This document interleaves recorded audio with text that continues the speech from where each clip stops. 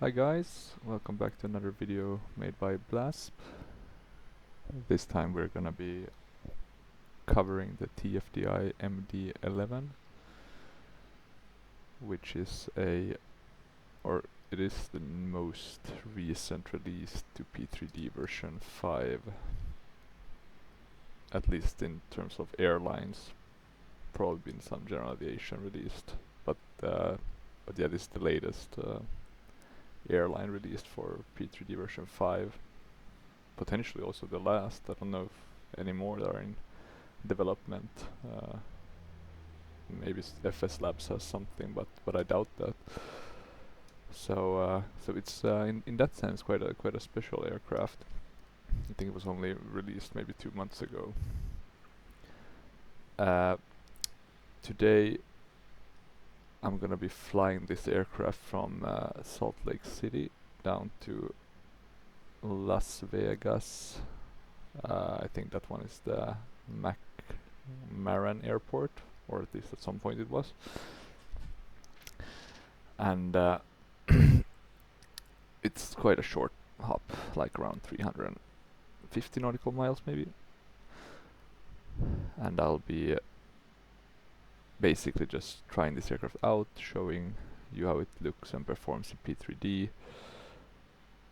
I'm not a real pilot, of course, so take everything with a grain of salt, but should at least give you all some sort of insights, at least. But if we start off with the outside, I think it looks quite okay. It's, if you saw my last video, we were looking at the TFDI 717, and I did use some PBR mods on that one, but it looked, I would say, quite a bit better. This one does, at least to a certain extent, give the vibe of, I don't know, it feels a bit half finished, like, I mean, maybe they kind of went full on with the Microsoft Flight Sim, but it just, I don't know, it's some places just feel a bit half finished. But some things look really good. I kind of like the tail. Let me just zoom out so you can see it as well. The tail looks pretty neat, quite a lot of detail. But then, yeah, I don't know. It's something that throws me off. I also think there's like the wrong coloring here for the wheel, this green thing. So there's some. So yeah, maybe like an 8 out of 10 for the externals. They do though have some. Now we're in the cockpit. I'm just gonna open some of the doors here. So they do at least have the cargo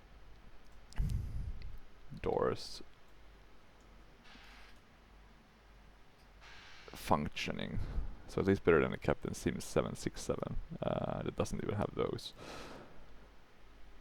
And they do have some sort of interior, but it's not the best. Let me see if I can switch view and then I'll do the chase plane. But yeah, it still looks a bit gritty. So this one looks at least that it got a bit of love. So this plane is really, now I haven't even gone through the inside, but it's really like a plane of, you know, you feel like it can really become good. I mean, they're still updating stuff, fixing stuff, but I'll already warn you that it's kind of like, I mean, at its current stage, it's not my favorite plane to fly. I'm hoping they'll continue to update it for P3D and just make it better overall. But okay, so let's jump into the cockpit then. First things first, EFB, that's nice. Compared to the 717, it does have some advantages, payload, 0 fuel weight, which I like. I haven't put it in yet, but it's really neat, of course, to have that, because it does help when you don't have to do it before starting the sim, or then you have to do it with the sim menu, which can screw up some of the third-party add-ons. You have the service stuff, opening, doors, states, panel states, and then options. But not really that much. No performance, no charts. I mean, there's not even like an option like in the TFDI to upload your own charts, which I would really like, since I don't have a Navigraph subscription. But yeah, so that's kind of it. Then generally nice, I would say the cockpit is quite nice looking, at least from a P3D perspective. A lot of things are modeled, uh, specifically in terms of buttons and stuff. Maybe not like these kind of fuses and stuff are not modeled, but that might come later, I guess, since they're gonna do an extended simulation. So there's still quite a lot of hope for this one. It'll be a really good one at the end of kind of its development cycle. I mean, we're still waiting for I think it's the Pratt & Whitney engines. Excuse me. We only have now the GE engines, if I'm not mistaken. But let me see, I'm just gonna start the battery. Oh wait, I'm first off just gonna load in my payload, because that's such an easy one to forget. And I have a sim brief load sheet. So in terms of fuel quantity, we'll be doing around 46,000. Let's do 500 maybe. Let me see, 46 like that. Oh wait, let me do it like this, so then we can enter the zero fuel. That's probably easiest. And then zero fuel weight estimated is 44.55 or 500. Like that. Now we have the gross weight. It kind of matches. Let me see. The estimated takeoff weight is 489. So almost aligned with the gross weight. I guess we'll lose some fuel on the way while we're taxiing. So that's good. Services, anything specific here? I guess they have some, I mean, like a nose weight. No like own loader in any way. It didn't even have a GSX integration, so I kind of had to make my own profile, which I guess it's fine. It's quite fast. I mean, to do that, and I like kind of the GSX in that sense. But of course, it would be nice to not have to do it, just to save yourself some time. So let's request boarding. Let's just do Frontier Airlines, and then I'm just gonna change my view a bit. So I've kind of modeled so that this one should align here. Then you'll have I'm not sure if it would be these type of. Actually, I'm not sure at all. It should be this one. Maybe for this one you could have one of these bigger ones. Not sure what they're called. I guess some sort of. I think it's not baggage cart, but it's like I guess the cargo loaders. But I just put them here just to have something at least, so you get something to look at. But okay, back to the cockpit. So now we've kind of loaded our zero fuel weight and our fuel. We'll start with the battery switch. Now the battery's on, and then we'll do the external power. Autopilot. And then we'll hear some nice Bus is coming. McDonnell Douglas voices. Let's align the IRS. Let's arm the emergency power. Let's see what else do you need to do. It's not a lot. They're quite automated, these newer ones, 717 and the MD-11. But that is, I think, like a nav logo and beacon. Emergency light we can also arm. Anything else? I think that's good on the overhead panel. And then just before I continue, I guess some of the disclaimers I can give about this aircraft. It doesn't have a working weather radar, which is a shame. I think they are probably going to implement that for P3D. Something similar to the 717, which you in my last video could see worked quite well. It also doesn't seem to have night lighting, night lights, or at least not the panel lights. I couldn't get them working, so that's why I'm flying during the day. I'm hoping to make an FS Lab spotlight profile for this aircraft on the 717 and do some night flights. What else? Oh yes, something else I noticed. Like this one doesn't work. It works in the 717, so it's just for the testing, right? You click it and you get that test, but still a bit. I don't know. It feels like it's a lot of these small things that you're just like, couldn't they have added that? But I don't know. Maybe it's a balancing act as well. I think a lot of people in P3D has a lot of VRAM issues with this aircraft. Luckily, I bought the 390 a bit over 1 year ago for like 700 euros. I found one, a cheap one that someone had used, and that one has 24 gigabytes of VRAM. So I kind of hedged myself by buying that one. And I guess back then I was assuming that this airplane would be released in 2023, which was not, as we all know. But such is life. Let me see, anything else? I don't think you have anything like the inside. The inside model is basically the cockpit. I don't think you can go. I'm even trying to think if the passenger versions have like cabin, but as you can see, there's nothing, so it's empty. So, but I guess that's a kind of P3D limitation. You don't see a lot of aircraft with that, and actually one of the things I really like with the X-Plane 12. Anything else that I've noticed? Oh yeah, the Navigraph. So since I don't have the Navigraph subscription, I don't have a functioning nav data. I have to do like manually my SIDs and stars, so that's super annoying. I do hope that they remedied that, so at least, you know, if you don't have one, you can at least fly. I'm thinking of getting just the nav data just to kind of be able to do that, but let's see.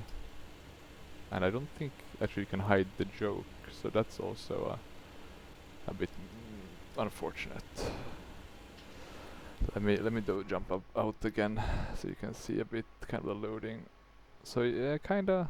Maybe it kinda works quite well. You get them to go in like this. Yeah. Maybe I'm better at making my profiles than I thought.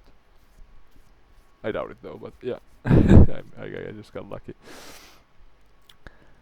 And yeah, some other things now, since we're talking about kind of the deficiency of this product, like the night lights are on the outside is also a bit weird, like only the one runway turn-off light lights up the airplane and the other one doesn't, and then during night it's like super bright, the nav lights. So yeah, it's a lot of things that I feel like could be a lot better, but yeah, I guess we're never remedied. Or they might still be though, so let's give the benefit of a doubt. Okay, so we have kind of done that. Put on the external power and such. Anything else? Let's just put on the no smoke and seatbelt signs if we won't be using them since we're doing a cargo flight. Anything else here? I think you have, let me see, I think this one works at least, the fire test.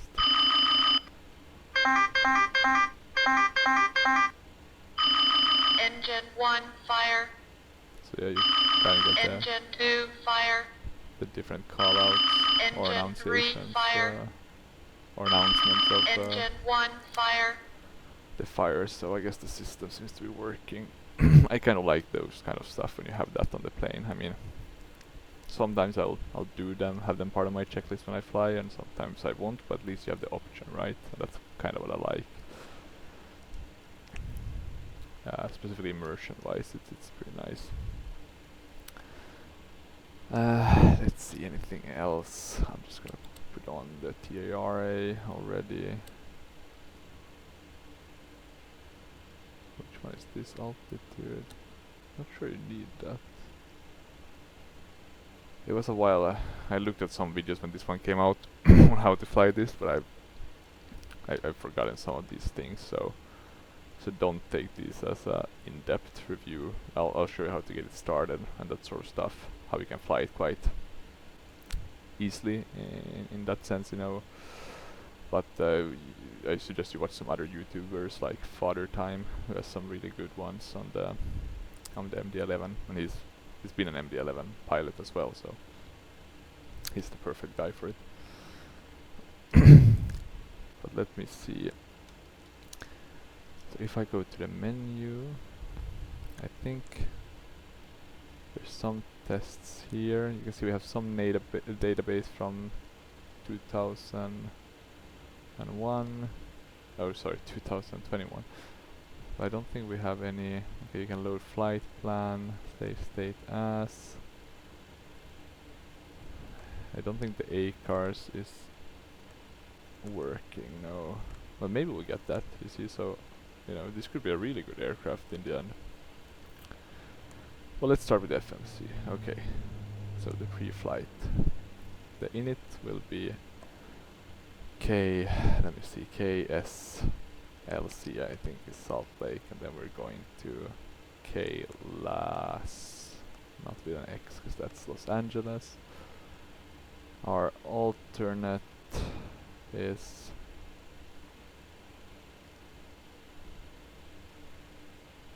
let's do, I don't know, Palm Spring. We could probably land there.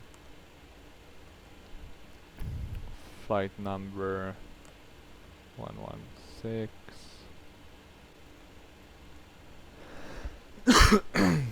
Oh, sorry about that. I have my what's it called? My air conditioner on, so I always start coughing because it's too cold. But that's nice. We like it like that when we're playing flight sim. We don't want it too warm.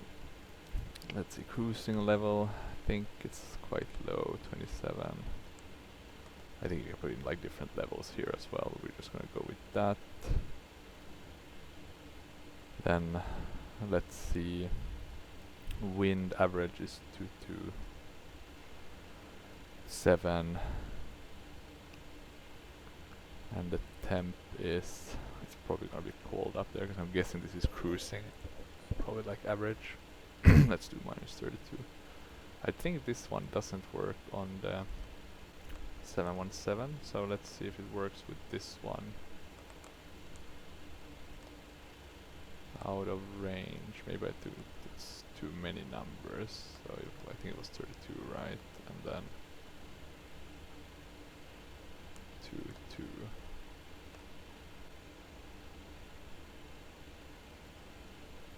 I haven't found the information on what you're actually supposed to put in here.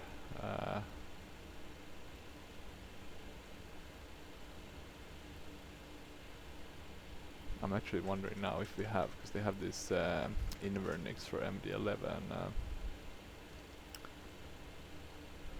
I think there's also, maybe on Discord you can find some information, so I'm just gonna move this away so it's not in,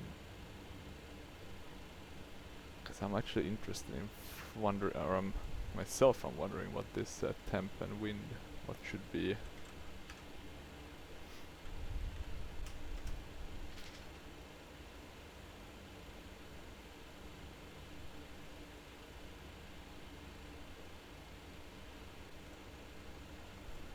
Interesting, doesn't really say.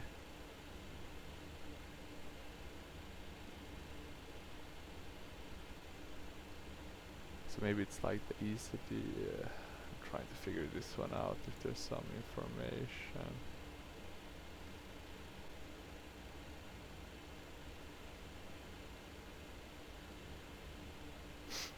I'm guessing it would be cruise wind and temp, and I guess it would be which heading you get the wind from, so let's keep it like that.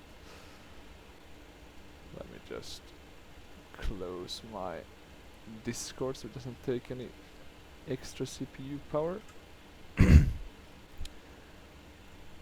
Okay, so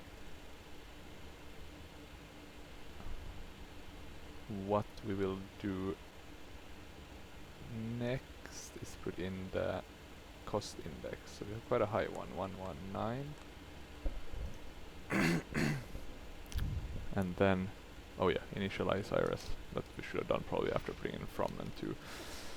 And then the next step we'll do, we can do the block 465.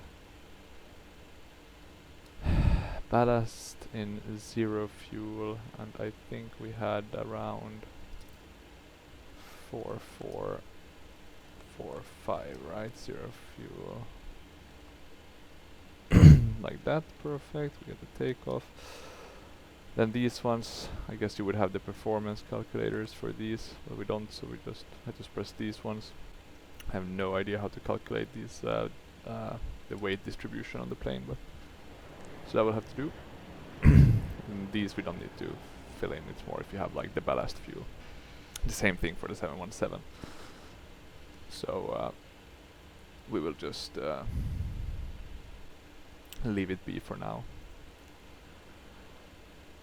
Then the next step would be to go to the flight plan, you know, do the SIDS and stars. The SIDS and stars doesn't work, so what I'll do, and which I think is the best way to do this, is basically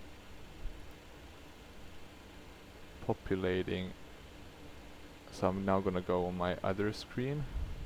This is kind of the way I would do it in these cases. Let me just switch scenes. I'm just gonna you can do it through other means, but I'm just gonna use pilot to ATC. I'm gonna import the sim brief plan, and then I'm gonna check basically, because I think I have it opened here. Let me just see. So we are doing the Arch Zebra or Arch Zulu 1 standard instrumental departure from runway 34 right. So we are gonna do that. So runway 34 right, Arch 1. I'm hoping we have this in the old database in the MD-11 as well. What's the trans though? Let me check. So we are gonna be going to MLF. So let's do SID.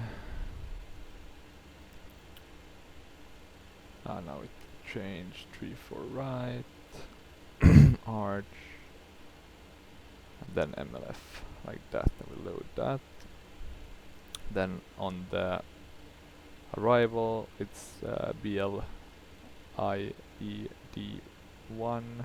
runway 8 right. So runway 8 right. Oh, sorry, this is the approach. We don't want to do the same mistake like we did with the 717. We are gonna do the correct one. I think it was blade 2, and then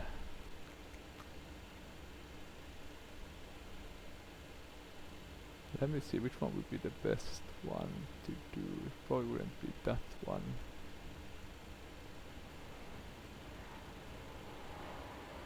Maybe EHK could be a good one. Let me see, or let me try with that one, see a bit. It'll be a bit of an odd one with this let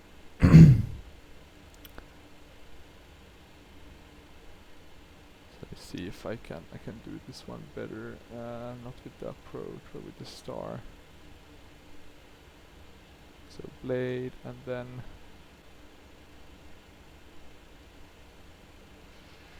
let's see.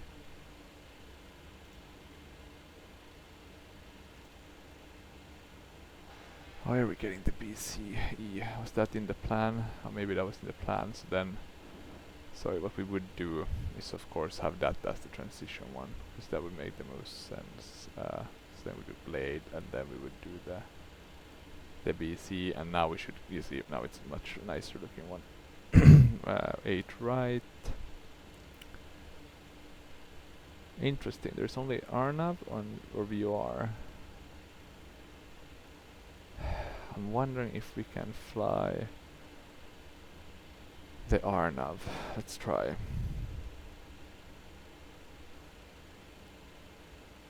Let's do a direct to Yager. So let's see how this will go. I think we'll get a nice view of downtown Las Vegas. So that's good. Let's see if let's keep it for now, and then let's change screen again and go back here. And what we would do then, and the only reason why I'm showing you this is because I guess some people might feel like, or might not want to pay for Navigraph and they still want to fly. So then I think it's just more than fair that it's shown at least how you do this. But I would still, I think, what I would do is I would select the runway that we are departing from.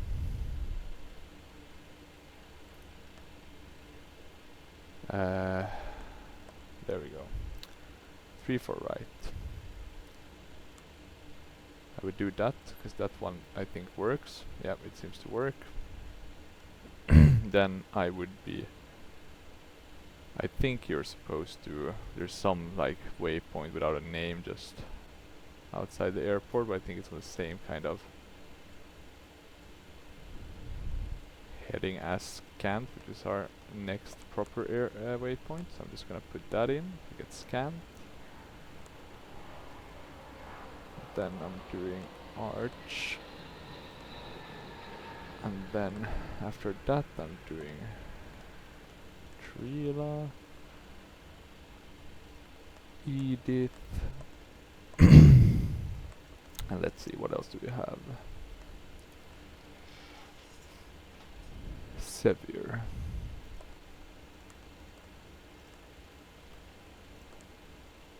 MLF.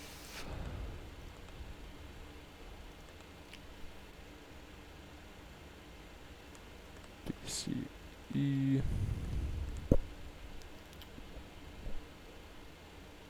So now we're past the standard instrumental departure. Now we're putting in the normal one, but we also have to put in the star because that one won't work otherwise, annoyingly enough.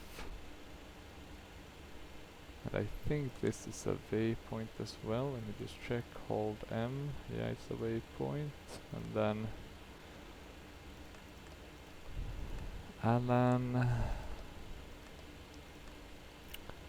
Chow. These are some funny ass waypoint names. Chow, Blade. At least they're easy to remember. I guess if you fly Vatsim or similar. And Jagers. Now we're getting to kind of the approach. Jager, and then Xena, and then, so it does seem to have the right waypoint at least, so that's pretty nice. So this should be a quite okay flight, even though we won't have even though we don't have like automatic SIDS and stars to put in. And then Pate, and then Barp. I think that should be it. Let's see if I can also put in runway, just so we get the right runway 8 right.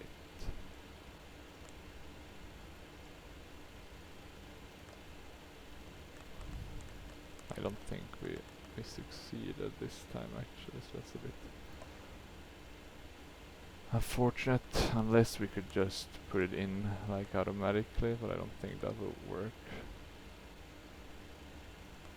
Let me just see if I can get this. No.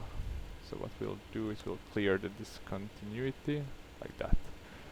And now you should have a working flight plan, even though it took quite a bit longer and was a bit of a process. And you can see here is some interesting it's calculating our journey, quite interesting. Let me see if I put something wrong. So this is why you should always check these ones. So you would do Blade, and then from Blade you're going to Jager. But for some reason it wants to, it's probably because I don't have the SIDS and stars, so it's calculating this a bit funky. I'm gonna try to follow the top of descent, I think, from the that's suggested by the pilot to ATC. But okay, we have a flight plan and it should work. Let's see then. So these other select options, you have some performance. I don't think we're gonna do any changes here. Thrust limits, I guess you could put in the flex here. You can choose the kind of the takeoff, the power, how much you rate the engines. I'm just gonna put in something in flex here. I think this is also something. Oh, now it's takeoff. Let me see, and then okay, yeah. So you can change. Yeah, okay. Let's just do the rated mode. Then takeoff and approach. You have this funny thing with the dial-a flap. So you basically put in your own flap setting. And oh, sorry, I managed to press my Trustmaster Boeing joystick. So I usually do 13 for flaps. I think they have different company procedures. I think the max setting you can have is something like 20 something, 25 maybe, and I think FedEx uses that always. It's quite a high flap setting, I would assume, but it is what it is. Let's see, I'm also gonna put in now so we can just hear some information of this airport. So Kilo Sierra Lima Charlie. the Airport radio information frequency. Mike 1954 Zulu. No. Weather wind 110 at 6. Visibility 10. Sky condition few clouds at 9,400 15,900. Scattered temperature 37. Dew point 7. Altimeter 3008. Advise on initial contact. You have information. Mike.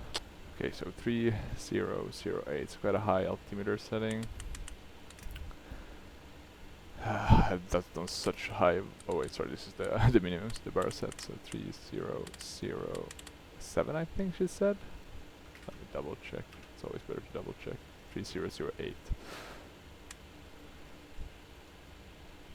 Okay, so we kind of have our V1 speed quite high with the VR, and then the V2.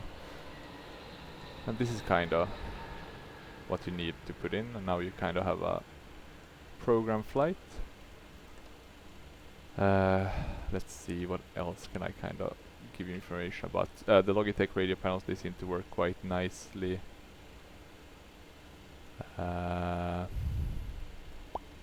What else? Having some shadows bug here. Super annoying, but it is what it is. Don't know why my Prepar3d shadows been active. Probably some NVIDIA drive messing it up. Maybe I need to clear the shadow cache at some point. And you can see also on the outside we have finished the boarding, and they did close by themselves, so that's pretty nice. So there's some integration with GSX, I would presume.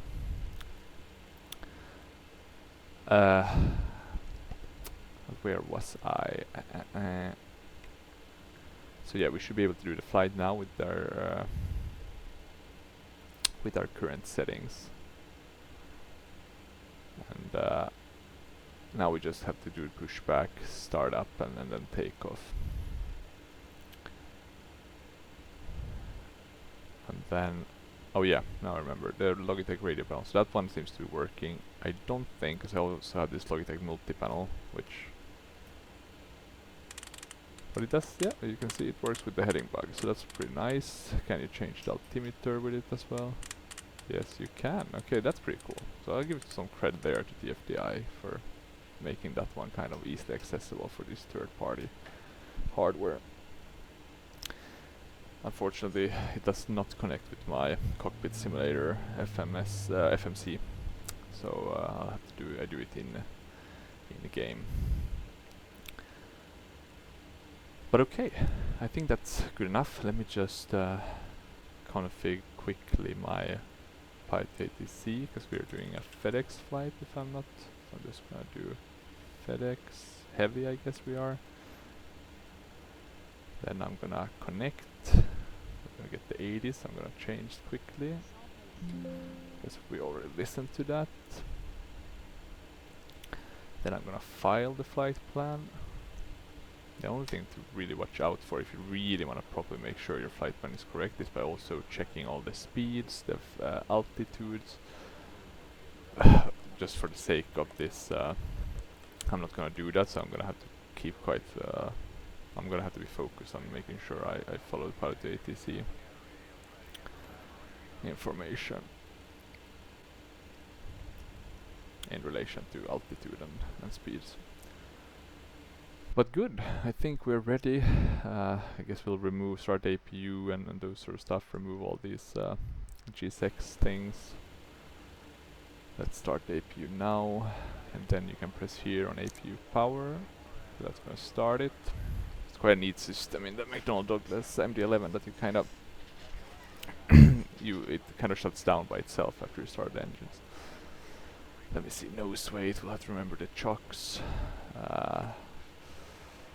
Let's operate the stairs.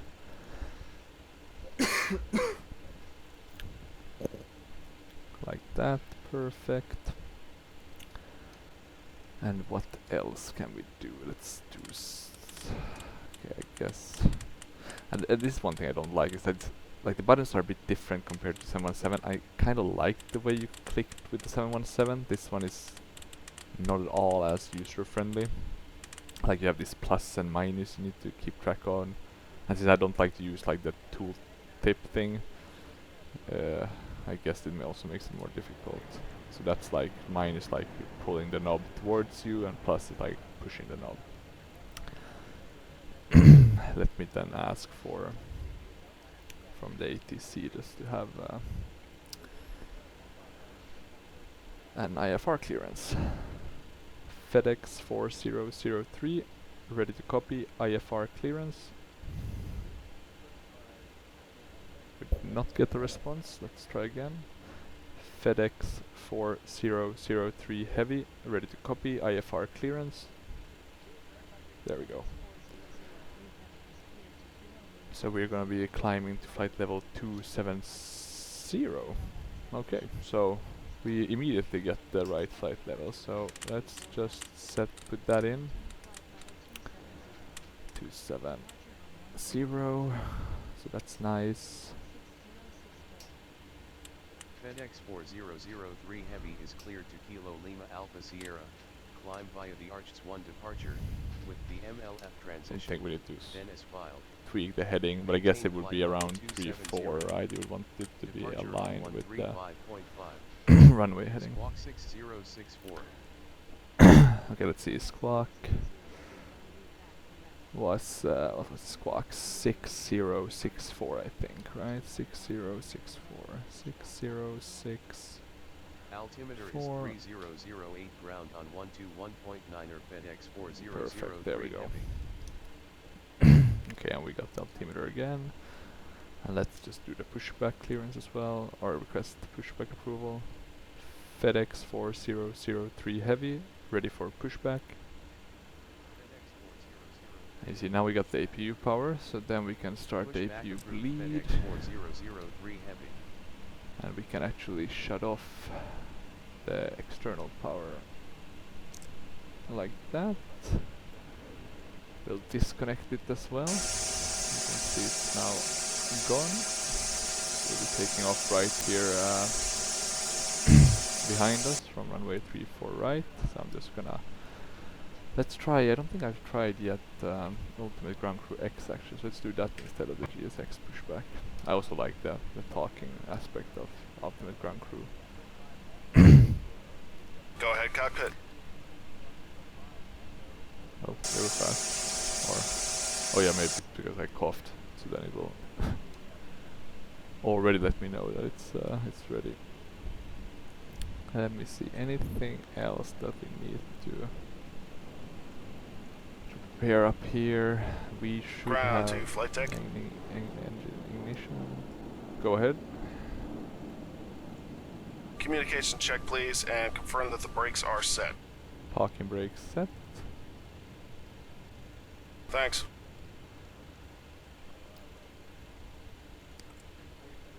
We are ready for pushback and engine start facing south. Roger, facing south. Release brakes. Let's see how much they turn us facing south. I think east probably would have been better. Well, let's see, I think we're clear. Yeah, looks like we are.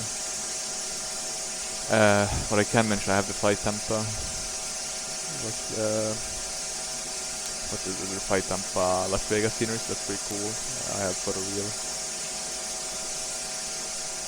And then, or photo reel both for Utah and Nevada. And then I have this, I think it's Pac Sim, Island Sim, which is really nice scenery of Salt Lake City and its surroundings. So just so you kind of know what add-ons I have in that regard. Parking brake released. Pushing back. There we go.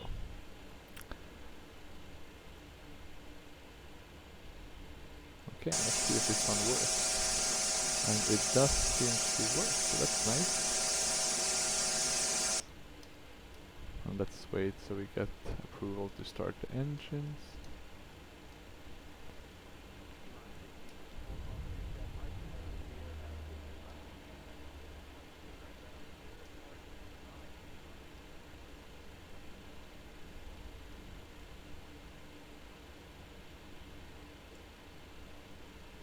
You are clear behind, and you can start your engines at your discretion. There we go. Let's start with engine 2. I think everyone has a different solution on which order you should start them with, but I'll just do 2, 3 and 1.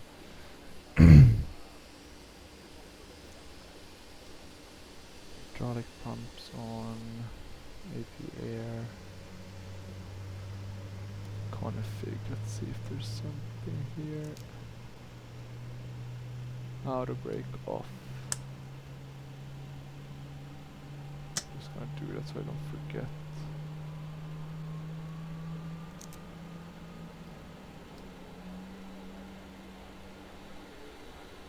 So that's the middle engine.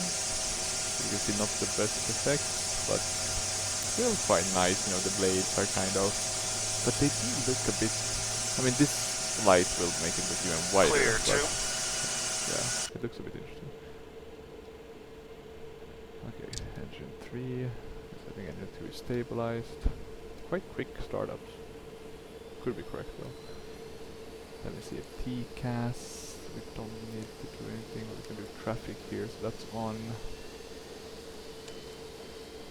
And here you should be able to put, I think we have terrain radar. I assume we do have that, but now I'm not sure. I guess you would put it on here. Pushback complete. Set parking brakes, please. Or you put the radar on and then Roger. parking brake set. Okay. I guess you wouldn't have put this on yet, we'd have waited until the ground crew had left our premises. Let's see, so, oh yeah, fuel. Okay, the tow bar is disconnected and the equipment is clear. Clear to disconnect. Clear to disconnect. Roger. Have a nice flight. Okay, I'm just gonna kill switch that one since I don't want them. Yeah. I don't want to hear them talking in the background. Okay, but as you can see, quite smooth. The engine startups. I'm not sure though if you don't do the fuel, like, can you still, like, would the engine still just be able to keep, you know, what would you call it, kind of like a pre-start, you're not getting any fuel, like would it shut down? Not sure about that. Well, at least in this case it didn't seem to matter that I didn't give it any fuel for a while. Let's see how it looks. So those all engines are kind of spinning, and they did turn kind of a nice bright way. The weather and some surroundings is quite nice, some cumulus clouds, maybe some mixed with some nimbus scratches. Some nice mountains. I must really say in that regard, like the western US, this is where I have my US photo reel. I have like all of Europe and North Africa, Middle East, and then the western US, but the western US is super beautiful. Like you should really embrace your nature around there, and like the amazing views that people must be able to have, you know, going hiking or similar.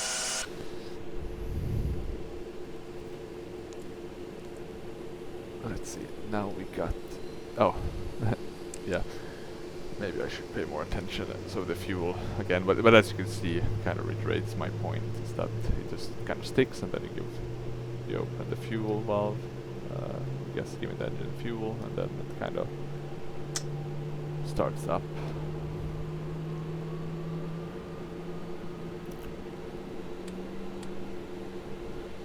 Okay, let's see then.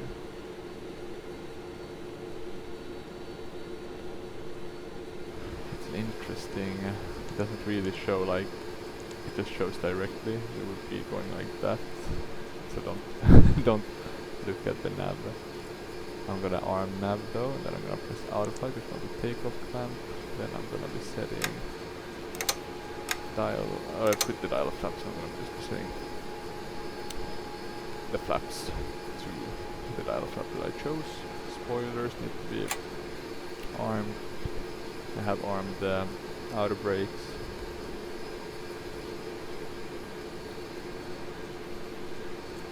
Everything else seems quite good. Stabilizer trim. I also find that this one should be a bit higher. I'm wondering though, this is also something, I guess, the performance, if you had that in the EFB, you could be able to calculate, because you're not getting any information on that. And I think the Microsoft Flight Sim version has that. So I do feel that's a bit unfortunate, because they did say it was going to be kind of the same aircraft, and you do have that option in other aircraft. So I mean, look at FS Labs and stuff, so I don't think that's an excuse. So hopefully they'll add that. Let me see this one, I guess we should just kind of pull it out so it's aligned. These are, I guess, backup attitude indicator. Good. Let's see, taxi, and then I guess we'll do wing and runway, and I'm just going to show you what I mean. So you see, one is like really strong out here, one is like hitting the engine. I don't know if that's how it was in the real airplane, but it's, I don't know. If it wasn't, it's a bit of an odd one. Let's see what else. I think that's about it. Oh yeah, APU, but that's one closes by itself, or shuts down by itself, so that's nice. I'm not sure you need the engine ignition, but I guess you might want to keep it armed at least for takeoff. Or maybe they want you to have that. But okay, let's see, this one doesn't seem to have anything. That's a bit unfortunate. I'm hoping that this one will be, I guess if you have A cars and stuff, this one will be used for that. Let's close the flight deck doors. Okay, I think we're ready. FedEx 4003 Heavy, ready to taxi.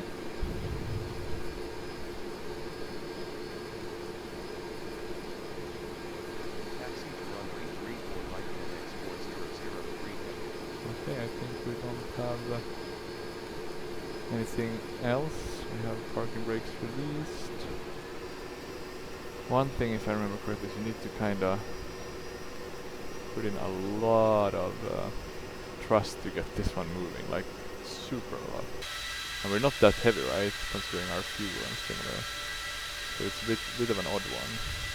I'm gonna turn off those runway ones. I hate how they look, it's super strong. I might tweak those myself. It just really feels like they kind of, maybe they made them for P3D version 4 and never revisited them, which is of course not the best. It's not the worst, but yeah, you would think that they could tweak that for all the different P3D sims, and hopefully they will. Let's not say that they won't. Could also be, of course, if something doesn't align, like me using dynamic lights or similar. Okay, so let's see, can we taxi this way? God, I didn't check that.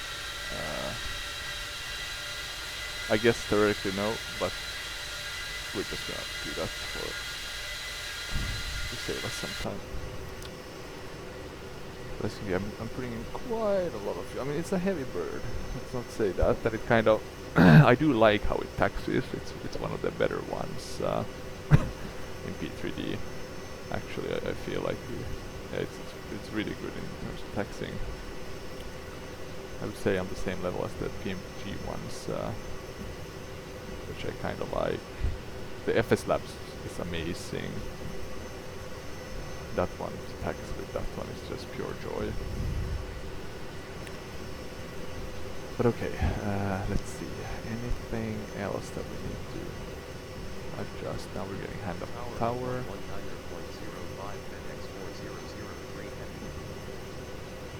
And we will be turning to the left here.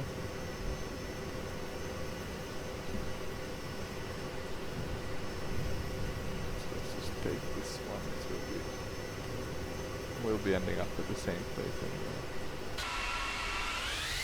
So yeah, it's I mean, on a distance it looks really pretty, but it's just, you know, it's some small things I feel like, you know, if they do them better, and I think even for Microsoft Flight Sim, you know, a lot of people have been complaining. I think that model has gotten more love, but if they tweak that as well, this will be a really great aircraft in both sense.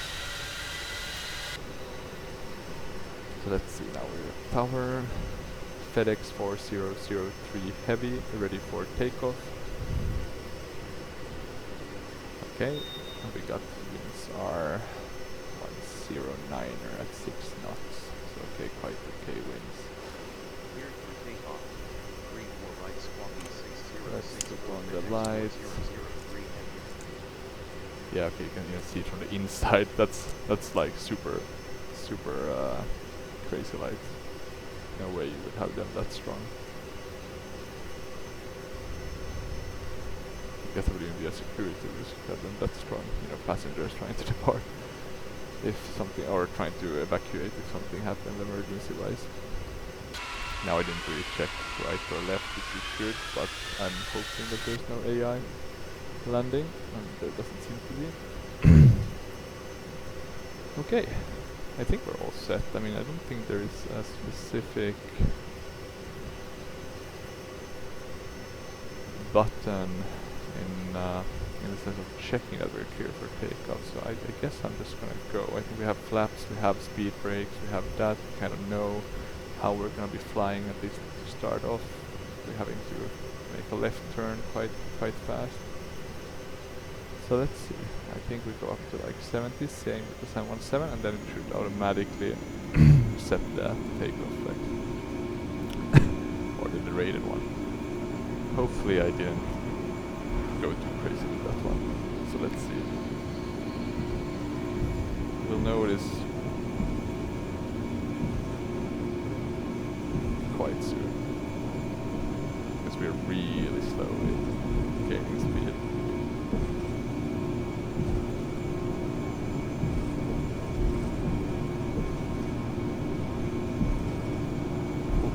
This will be a really late one.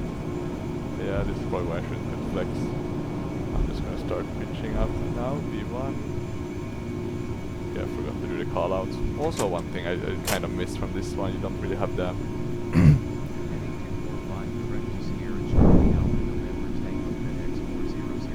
you don't really have the callouts, you know, just some guy saying certain things. I kind of like that immersion-wise. I mean, of course you can probably do an own script on FS UI PC. But it is nicer to have your own, or kind of the ones that come with the aircraft. Sometimes they're a lot better. Okay, let's see. We think we are... God, we really picked up a bad setting. I'm just gonna turn off these lights. Then I'm gonna go to slats. Let me see. Oh yeah, we're quite high probably also. That's probably one of the reasons why we were quite slow on the takeoff, because you know the wind, not the wind, but the air is quite thin on higher altitudes.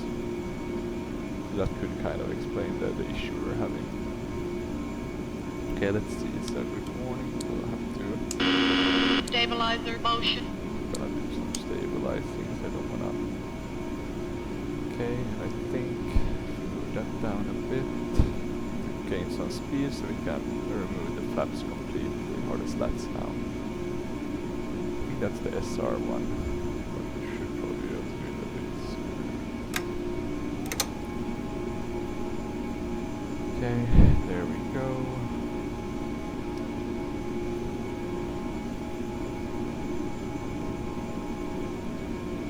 Okay, so now we got the low, so we probably should have waited for the SR. But at least, as you can see, it kind of works. Those kind of things, they do have those systems implemented, low speed protection and similar.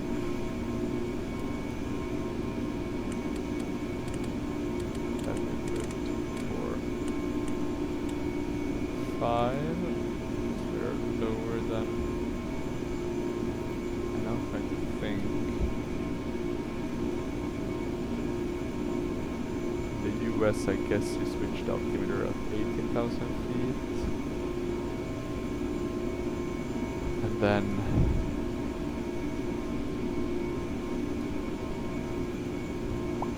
what else? See the outside. It looks pretty neat. Really beautiful. So this photo reel. This is some free one from Blue Sky, I think it's called. So I'm thinking maybe buying the Megastinery one and then combine with some Autogen, but the Blue Sky one has been sufficient as of now, since it's free as well. Okay, let's see, now we're above 10,000. I'm just gonna, I need to check that speed, because I do think I derated the engine maybe a bit too much considering our altitude. Probably a lot too much actually. I think this should be fine, so I'm gonna go now to out flight. We're then gonna go to this one. And we're gonna increase our speed quite a bit.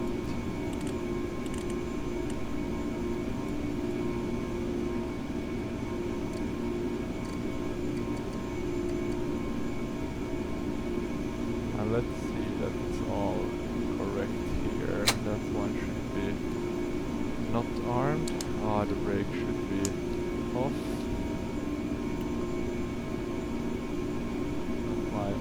My best checklist takeoff. Okay, so some weird looking photo reel here. I guess you kind of get with the free ones, even though it is generally a good one.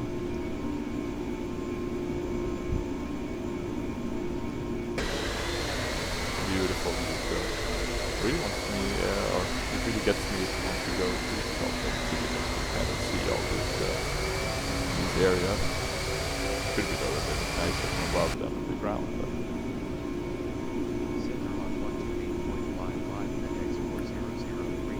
so now at least we don't have the risk of underspeeding and stalling, so that's good. We can probably put up the seatbelt sign, that's no smoke as well. I guess if we're smoking pilots, we'll be happy. Anything else? We are soon going to be reaching 18,000, so let's get ready with that Laro. Go to standard.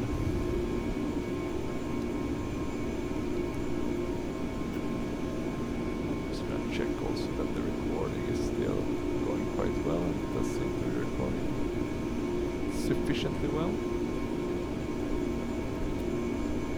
The 3 engines. That's something I didn't really talk about at the beginning of this video, but it's something cool with those, like the TriStar 727. So there's a new one from Microsoft Flight Sim now from FSS. So that's great. Hopefully a lot of guys get to enjoy that. But yeah, I really like the MD-11. I think I've flown it a couple of times as a child because Finnair had them. I don't think SAS had them, but they had the DC-10s way back. I know that my mom's sister, she used to be a flight attendant on the MD-11 and the DC-10 when Finnair had them. I think she's been on most of the McDonald's family, she's flight attendant, DC-9 as well, MD. one MD that Finnair had, MD-83 maybe, MD-81, or whatever their name is, MD-82 maybe. So let's see where we're gonna go. We're gonna pull that, and then you just... But here you pull by just pressing... I hate that, it's inconsistent. You want to have kind of the same flow for how you press buttons in these simulators, because otherwise it's just a pain to have to remember them all.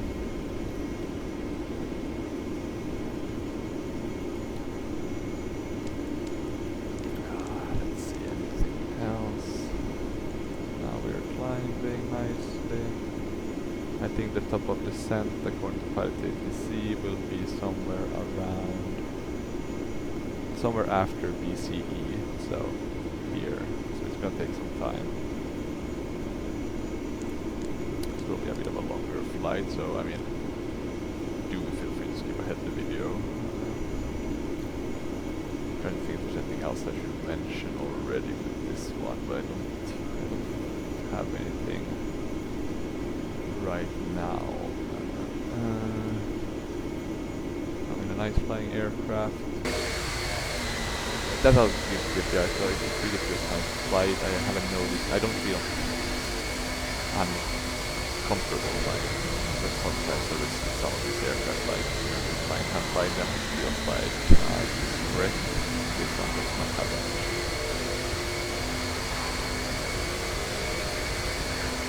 So let's see, we're still flying over this, so I would say I think Cockpit feels like more. But I don't mind that. It's nice, a bit mountainous. Maybe not like the largest mountain in the world, but pretty large. It's a nice one sightseeing. Yeah. And then you have that white stuff there. That's some. Now I'm wondering what that could be. Some salt? That's something. That out.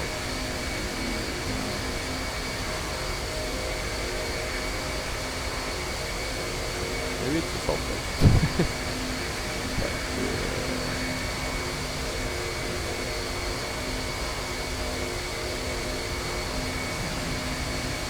I think that's the salt. Or is that... I think we can use that out. I'm pretty sure that's not... I guess you have the lake, that would be the great salt lake, then you have this other area.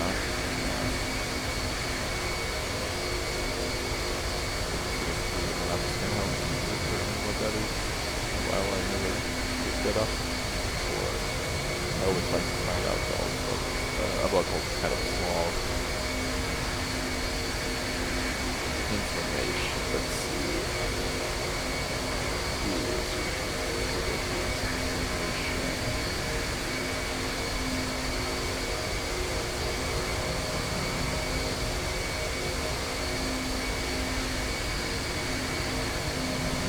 Maybe it's just a picture, like it's just sand, it's desert, but a different type of desert compared to the rest. It kind of looks like maybe some sort of salt deposit, but I mean, could be stemming from that, of course.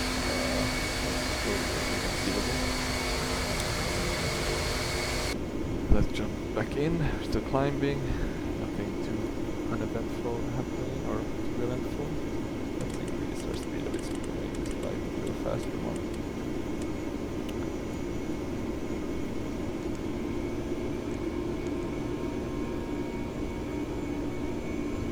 I'm also going to go and grab something to drink, so I'll be right back. Feel free to push forward, or what's it called? To speed forward the video, jump forward a bit.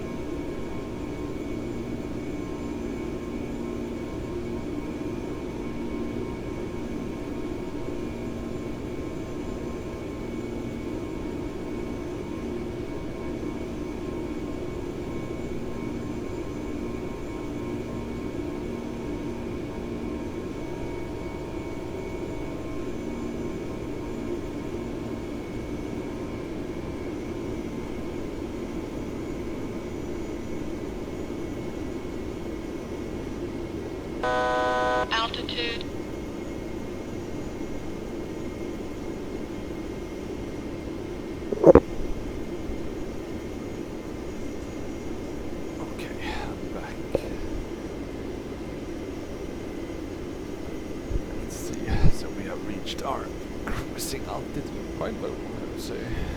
27,000, that's not super high. Let's see, we are still about 300 maybe? 280 miles from Las Vegas. We can't really check the weather radar, that won't tell us anything. We can check active sky to give us some. So 2993 will be the altimeter. Hopefully around that. That's quite fine. Wind, very few clouds. Let's see, it was a wise about the takeoff approach, but I don't think we really need too much information.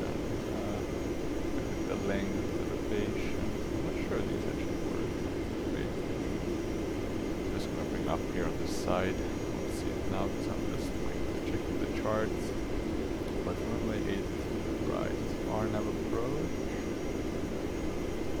Considering the approach, actually I'm looking at it now, you're gonna be going up top of some hills, so you really need to be careful about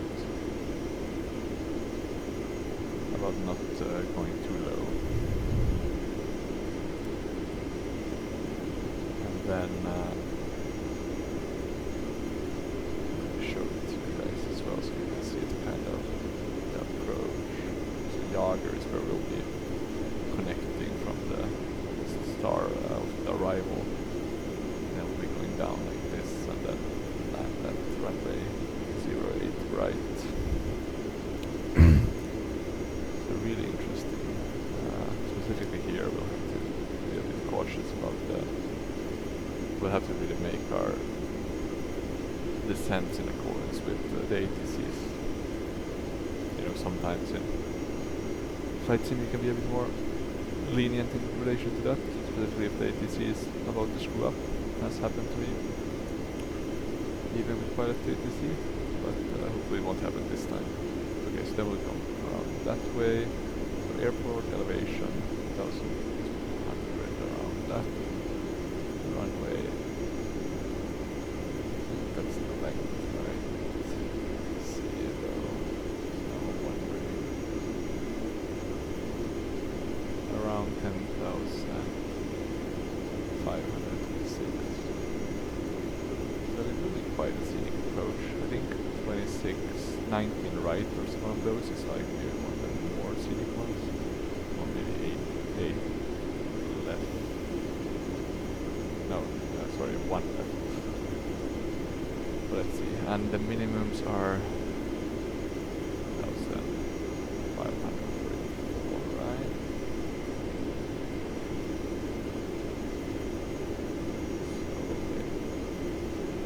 The minimums.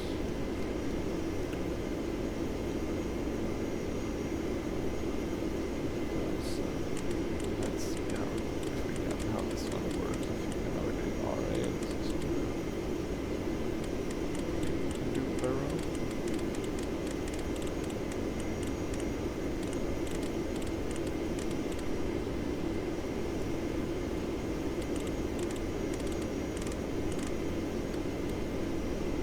There's something faster way.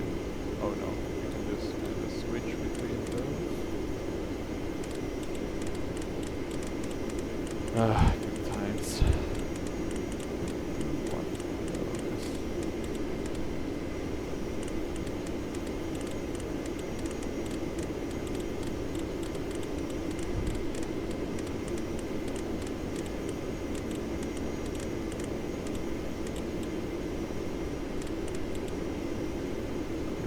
Plus or similar. This will take forever to kind of just now just use the scroll wheel on the mouse to kind of set the arrow. Maybe that's how you have to do that.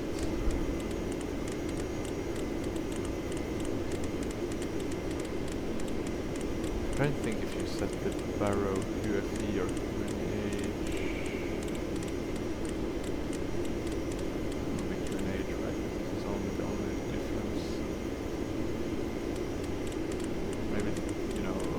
above water level or above airport altitude. Maybe there's a difference. Make this a bit faster so we can save some time.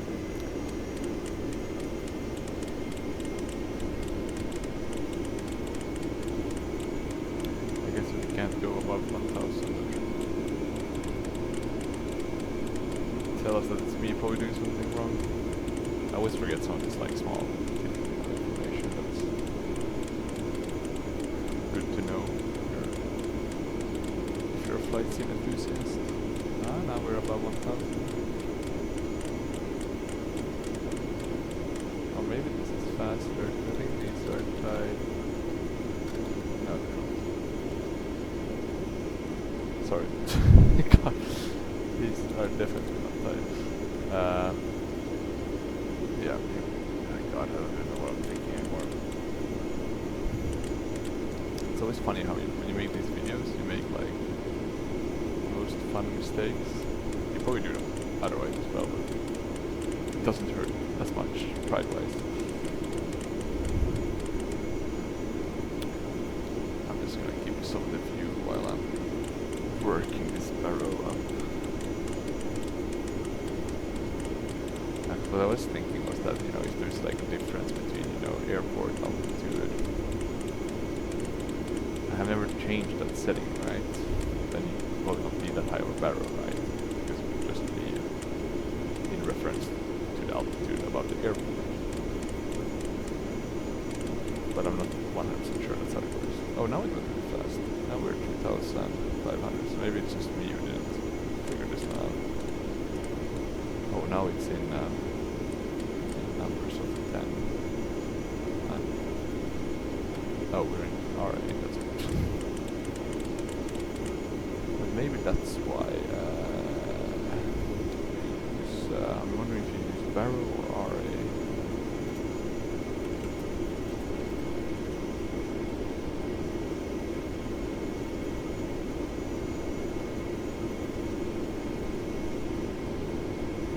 I guess that's only for less than Kyoto 1.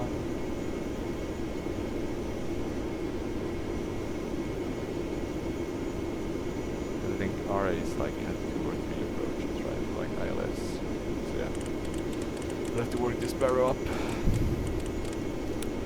Let's see, we'll learn as we go. The weather looks fine. I don't think there's any thunderstorms. I was wondering about that one. That's small little cloud popping up. Other than that, it looks quite okay, I think. No. This one is pretty cool down here. Before I really use the barrel. Quite a nice cabin view.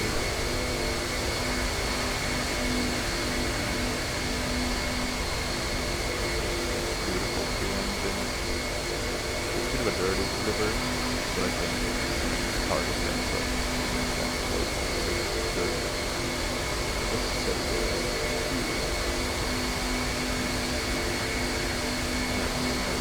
up here. Probably like the main that world inside.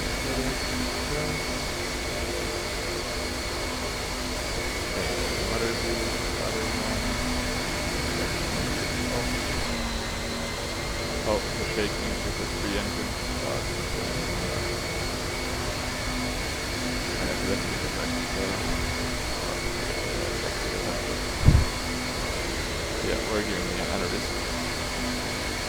Let's see what else.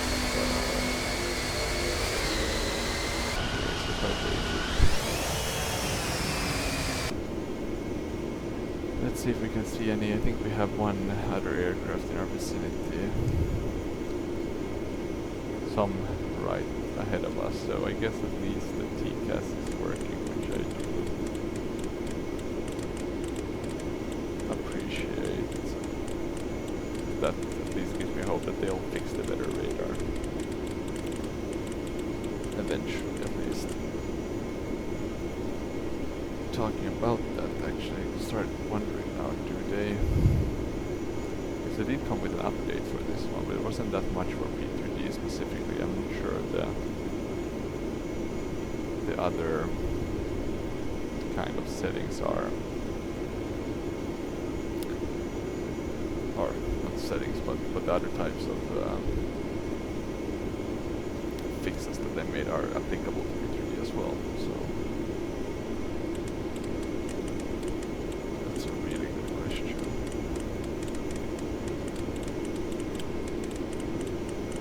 Mainly thinking now about the weather radar, if they're going to be implementing that or not.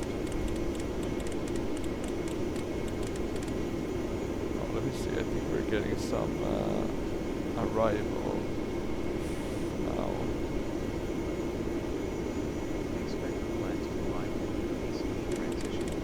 God, the roof barrels. I can do it in the takeoff. It'll make it a lot easier. No, we'll do. I think 35 for landing is the more normal. So let's do that. 50 is, I guess, for specific circumstances.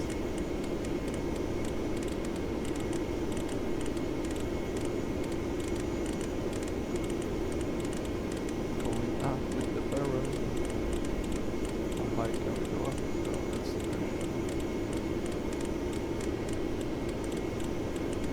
Time for a break, maybe around 2000 now. Yeah, God. This video is gonna be me setting this barrel setting. But there's not that much to see now, actually. We are mainly crossing over a few clouds. We're kind of just above the cloud layer. Or will be beneath it soon. Nothing that tells me I don't have a weather radar, so I'm just gonna hope that the weather is good everywhere. Doesn't seem like we have thunder cells anyway, so let me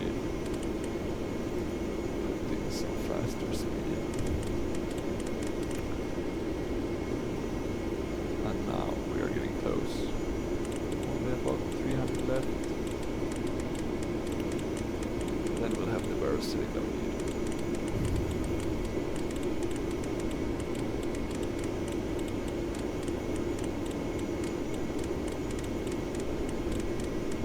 This is probably something they should fix though, unless it's me who's just got something wrong.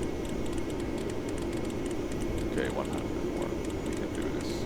2,544, here we come.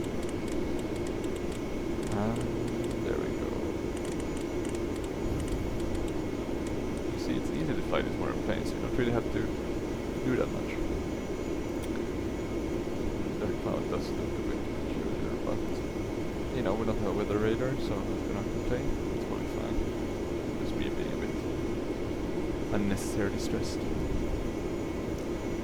I just realized the only sad thing is I won't be able to see my landing, right? Because they've been on back legs because of the cargo. I'm wondering if there would be any possible way to see landing rates, but one shall not judge one's landing based on that. It's a flight sim thing. With a flight sim thing only. I guess the actual G powers or G forces in a landing would be what we want to measure to see if there's been any damage to kind of the structure or other parts of the aircraft. Okay, let's see that we are nicely on our approach now.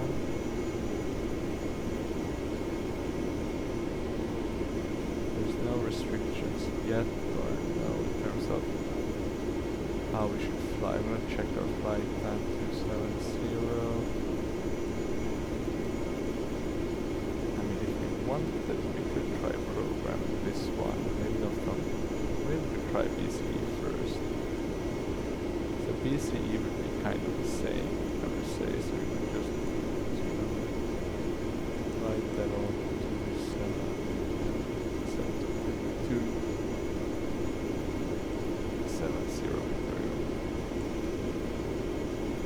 And this is descent, right? Or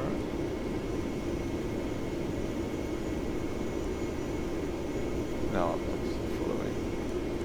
Maybe maybe let me check, because it's telling us the top of descent is here, so we would want to start time dropping down a bit sooner, I think. So let's hold them already. So let's just do hold them, that would be the same. So hold them would be 5.10, and that would be descent. And then LM would be around 1, and now I'm following kind of the instructions we're getting from, or the information we have in pilot so you can see. So that would be 170-800. Maybe it's nicer to do it like this. Flight level 17. Oh no, it wouldn't. Wouldn't it work? 170. Yeah, maybe it just goes after flight level 2000, goes down to like the normal digits. Okay, so chow would be 5. This one, how does this one work? Here's 15,000, yeah. Then blade should be around 12,000. And after blade we have Jagger, and that should be around 8,000. And then Cena should be around 7,000.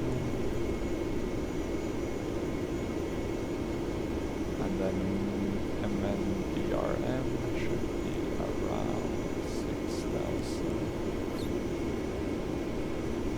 And then Poker, I also like this one, Poker, I guess that's there's just a lot of poker in Las Vegas. This one would be 5,000.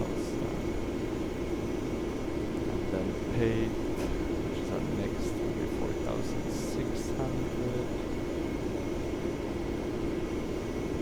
Then our last one would be barbecue 3,800, I think, so that should be a bit higher. But there we go. And then KLAS, it's around 2,200 feet, so perfect. Okay, good. I think we have a nice plan now. Let me see if we can.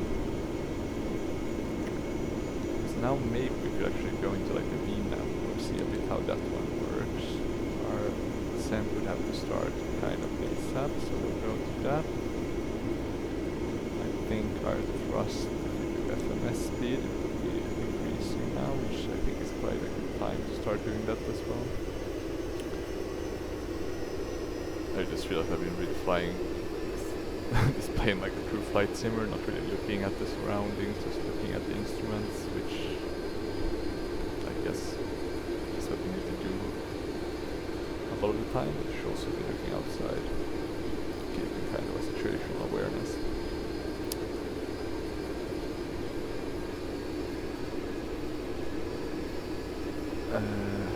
Let's see what else.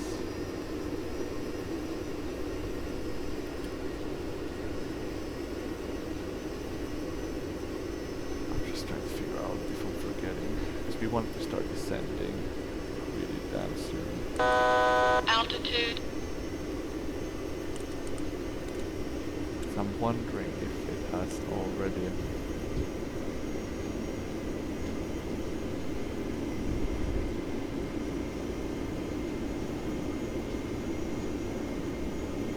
Let me see if it recalculated our top of descent. It did, so it's nice, that's really nice. But it does kind of work. It's a bit sad in that sense that they just haven't fixed the nav data that ships with the plane.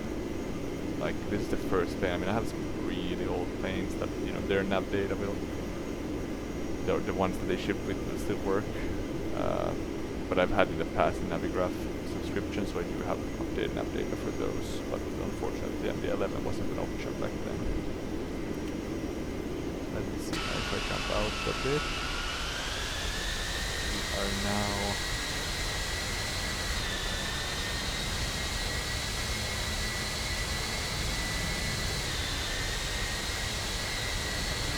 still outside Nevada. I'm wondering though why we do have so this is interesting. Now you can see a bit of a difference. This is like the landed class one. It's not bad, right? But it's super ugly compared to photoreal, which you can see here. But I'm thinking this is maybe the freeware photo that I have, but maybe it doesn't kind of align. So this is something I'm gonna have to think about if I'm gonna actually be purchasing something from or purchase some photoreal somewhere else that kind of covers all of it, so we don't get these gaps. It's a bit conversion breaking, but of course it costs money that we do not like. Okay, so let's see, we kind of got our descent clearance now to 8,000 feet, so I'm just gonna already do that. I think ELAM mode should kind of nicely take us take the plane down to that level right after or right by the total descent point. We don't need to start ascending sooner than that, I would say.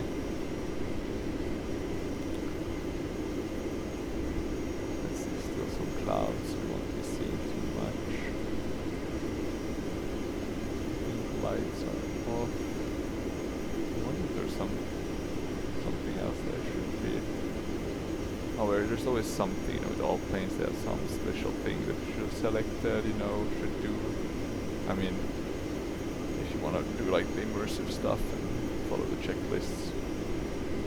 But I can't figure out if there's something I've forgotten.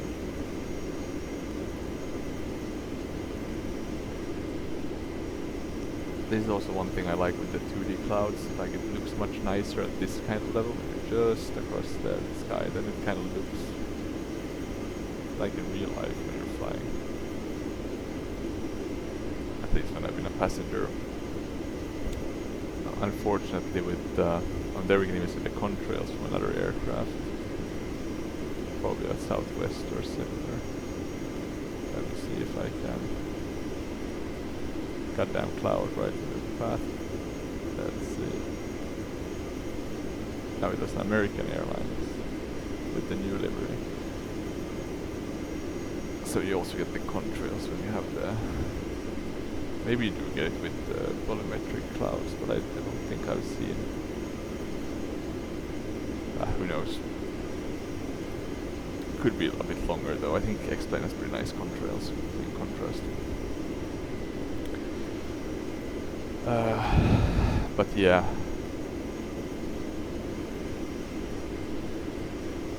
What else? What else? Oh yeah, with the 2D clouds. So to continue on that topic, I mean with the volumetric clouds you sometimes get this like, it's just white. It's absolutely atrocious. And it was like the main point, you don't always get it, but it was the main point why I kind of switched back and forth. Why I got tired of them, because it was just awful, like I didn't want to look outside. I mean even though this, you know, you can see it's a bit, you know, the coloring is a bit off, maybe a bit too white, it's still sufficiently good enough to, you know, it doesn't look totally unrealistic. It's worse when you get closer by or when you're like really far away and just looks a bit arbitrary. It really just looks like pictures on top of photoreal. So now we're in Nevada, and here you can see this is the photoreal by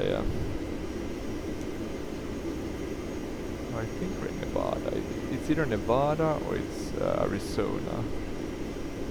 Arizona is a different photoreal. That's Living Airports. One I got, I think they had a sale and I got it for a good price. But that one is really good. And I think, if I remember correctly, the Nevada one is also quite spectacular by Mega Scenery Art. Okay, let's see, we're getting up to our descent point, so that's nice. What was our landing? Flap 28, 167, land 8 PP, 166, BRF 161. So this has a really high landing or approach speeds and landing speeds compared to other aircrafts. This will be an interesting one. I haven't really... Oh wait, I'll see that. Not the easiest to have 3 screens, always something popping up, some weird, you know, artifact, you know, breaking. This, I guess this is not an artifact, this is the chair, but it's just annoying. But yeah, I'm trying to think. So in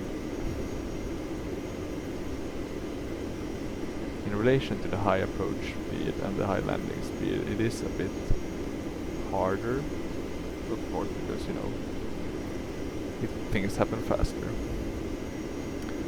But it's also quite a fun challenge. But I have tried a bit, and it's gone quite well. The first ones were a bit atrocious, just because you carry so much speed. And it was quite hard to do them manually. I like to do like the out throttle manually. That is quite hard to maintain that speed, so you've got to keep it quite high. You don't want to keep it too high, of course, but not too low either. And now we're descending, so that's nice. So the VNav is working. That's always a good sign. And that's something I really think kind of makes an add-on. Let's put it this way: if you want to have a high fidelity add-on without like all the failure stuff, the extra system stuff like the MDG level, FSLabs level, if you have working VNav, you're really at that high fidelity level without being like the top simulation level. Things like the MDG, A2A. So make sure you have a working VNav. I don't know why I've seen so many planes that come out now without the VNav. Maybe it's really hard to kind of get that coded. I'm just thinking about the flight factor, 777. And what else? I think the FSS Embraers in Microsoft Flight Sim. Hell, even the Captain Sim 767 and 757 have atrocious VNavs, even if they have those. But they are quite atrocious. I'm hoping to to get the courage to fly those whilst recording. I'm just afraid it's just going to be a mess, you know, trying to VNav and then you'll go into like a steep dive and crash. And then it won't be enjoyable for anyone, you know. But let's see. Let's see. I do want to show quite a lot of planes from the P3D universe or P3D lineup. Oh yeah, one other thing actually now that I thought about it. Let's see. Let's do my texture test. I don't like this that you don't have this on the inside. Like from the inside you don't have the textures. I mean, it should be white, right? It's not a black nose, it's a white one. If they have this in Microsoft Flight Sim, maybe it's different with the models connections, maybe it was easier there, but I know their 717 has that, so god damn it. I saw though there was some bug reports for the TFDI MD-11 for the P3D version in terms of visual bugs, so adjust vertical speed. There might be some fix. Okay, let's see. Adjust vertical speed because there's someone lower than us that's up. Wait, that could be the case. Why are we told to adjust if we're 20 nautical miles out? I mean, maybe it was close, but it's heading the other direction. There's no terrain or something. That would be, I guess, pull up warning. So, interesting. At least it has that sort of warning, so that's good. But maybe not functioning, or maybe I missed one. Maybe there was one that was going close by, but just swooped by me. So let's see. Now we're flying. I think that's the Grand Canyon.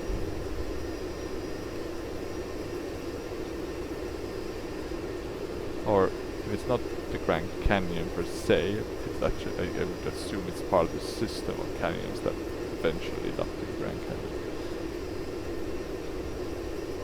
Okay, let's see, speed is still good, we are descending, 7,800. I'm guessing we have about 80 nautical miles to go, maybe a bit more. Yeah, exactly 80. We do have the FMC speed, but I'm gonna do it a bit dirty and I'm gonna increase it because I think we start descending super soon. I mean, it's probably not the pilot agency's fault. It's just the way it kind of is done, or not it's done, but the way sim brief, because I guess it kind of creates a flight plan I'm not sure exactly how. Possibly, you know, other people makes a flight plan and then they kind of take that and gives a few options. So it would be based on other people. But then, yeah. I guess in this case it's following the stars, which would be correct. You would start descending quite soon. Or sooner. But in relation to flight sim, if you have less time like me, you know, works a lot, don't have that much time, then it can sometimes be annoying to follow the stars. In that sense, SIDs are usually less problematic. Because you get that feeling you really want to get to there, do the landing, etc. Which I don't think you have once you're or at the point when you're departing and taking off, at least not to the same extent. Okay, we are really low. Not super low, not quite low. We can't go that much lower, right? We're going to 15,000. I mean, I'm seeing these mountains, they're quite high. Adjust vertical speed. Adjust. Is it because it's close enough? I'm trying to figure out why. So this is a plane that's quite a bit below us, and it does seem to be descending. It doesn't even seem to be in our path. Maybe it's just the way it works. Oh, talking about that, I don't think I've set the RAS advisor in this one. I need to set that once I've landed and finished this recording. All of those kind of immersion add-ons. I mean, once you have bought an add-on, you should of course use it as long as it isn't non-functional.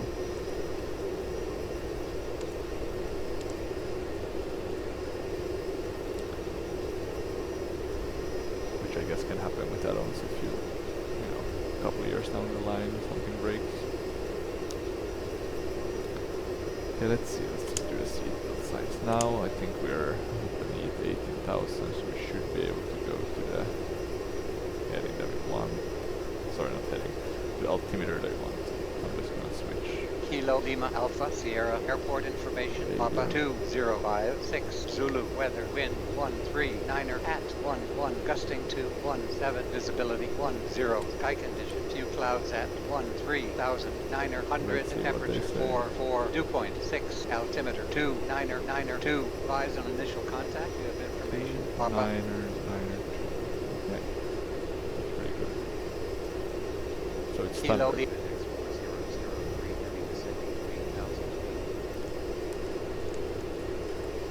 Let's see how this is going. So we have a couple of aircrafts here. I really wonder how many of those warnings we're going to get once we're getting closer.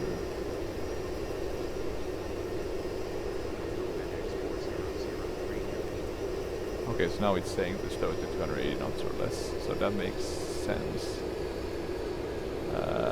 For some reason though, we don't have... Oh, I mean, I didn't put that in, so that's my... I can't switch the speed. Maybe I can do it on another way. Let me just check. Ah, I could. That's good. I thought it was blade though. Let me see. Oh yeah, it's I guess starting from chow to blade. We would have 280 knots as the airspeed. But as you can see, this is really beautiful. This is why I really like photo real. It's just nice. I guess some color differences here probably because of the photo real used. Living airports, there's another one than mega scenery.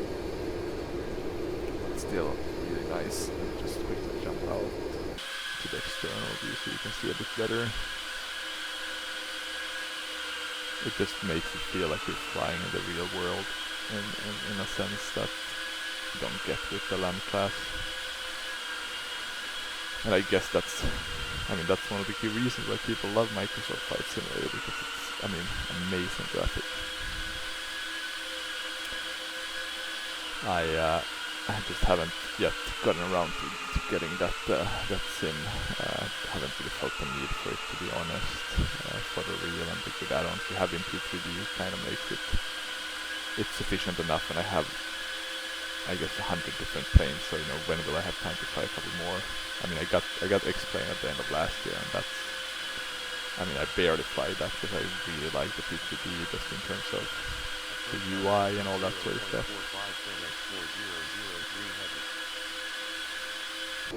Okay, so let's see. So approach on 120.45. Okay. So I guess my co-pilot will be changing that since I have that feature on with the pilot ATC. Let me just see, because it's still giving us this really weird way of how we should, and I'm wondering if it's speed related. It could be speed related. I'm gonna do this. I'm gonna do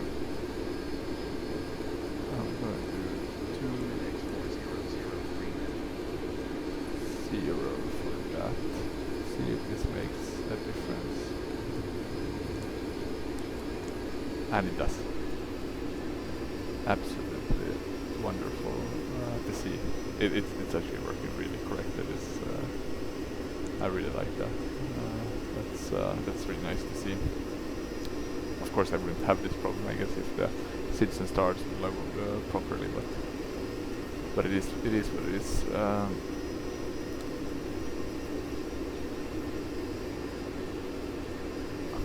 So now we're kind of slowed correctly down.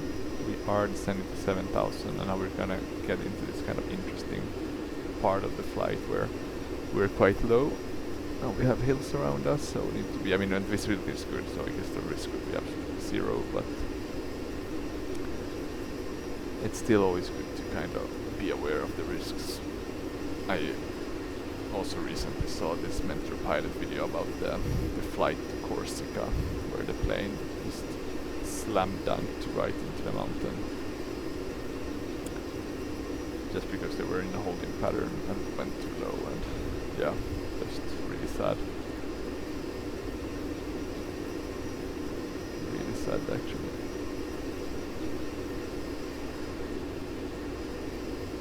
Okay, let's see. So we're gonna continue. Now it's only 20 miles. So here we have Las Vegas. The American cities with their nice grid systems. It's yeah. Now I don't have that long of a range for my autogen to start popping up, so that's a bit unfortunate. I mean, I have quite a strong PC with Intel 13700 i7 and then the 390 and 32 gigabytes of RAM, but I guess I will still need more CPU power to have a higher, at least in case I want to keep a better, because I think my FPS is around 24 now or something.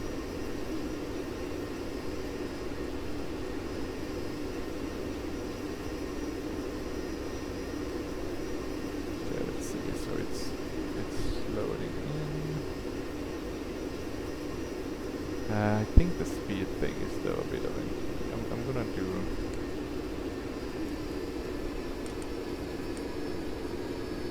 so we're now below, so we should be going much slower actually. I'm wondering, maybe there is, like, for the descent there is like a restriction. Trust level, no, sorry, not trust level, the descent page, we go descent, and then wouldn't you have maybe it's the trust level, no, because I guess maybe it's from the Boeings where you can kind of put like the transition altitude and then for, you know, the speed and the kind of maximum speed that you can have.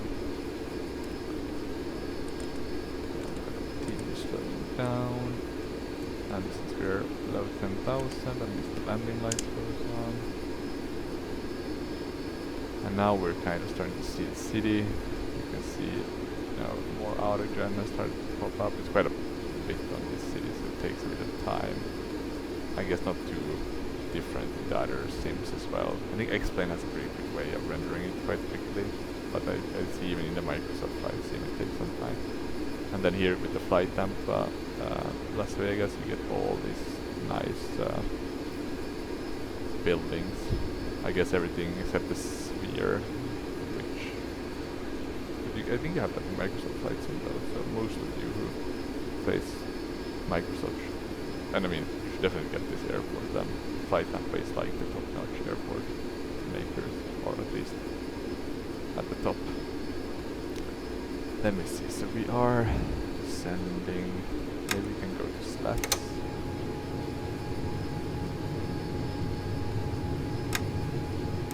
That should be enough, not flaps.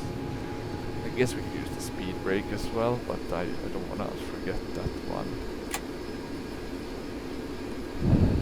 So, or I don't want to forget that one, so that I don't, I want to remember to arm it and stuff, so I'm just going to play these and do the slats instead of the speed brakes. And now we're going, we should have gone to 250 much sooner, because we're below 10,000 feet. That was a mistake on my behalf.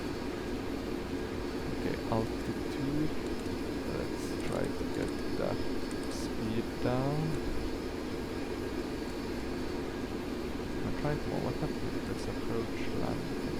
Nothing happens. Interesting. Because I think you do that in a Boeing, right? When you're doing like an RNAV approach or similar, you press approach. Oh, we need to go down to Altitude. 7,000. That was my mistake.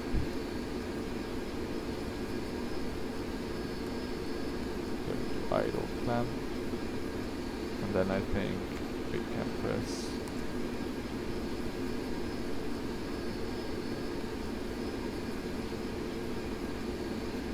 or maybe it wants to wait for some reason. I mean, we do have the hills here coming up, so,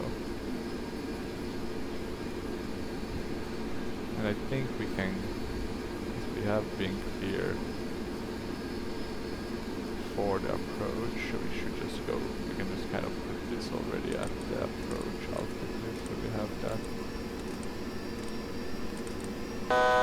Altitude. Not all I want to do. Altitude. Altitude. Is the reason for the altitude call out that must be somewhere where you could close that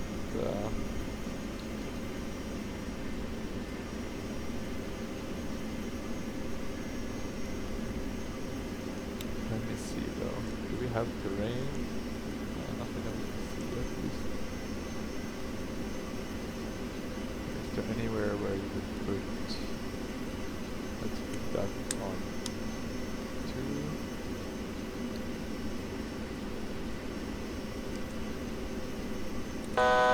Altitude. Let's do that. Stabilizer motion. 7,000.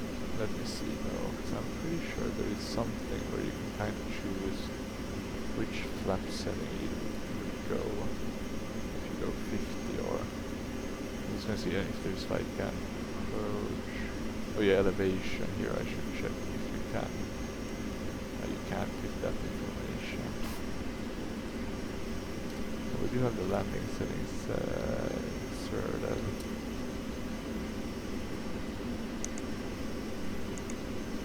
The fire is on.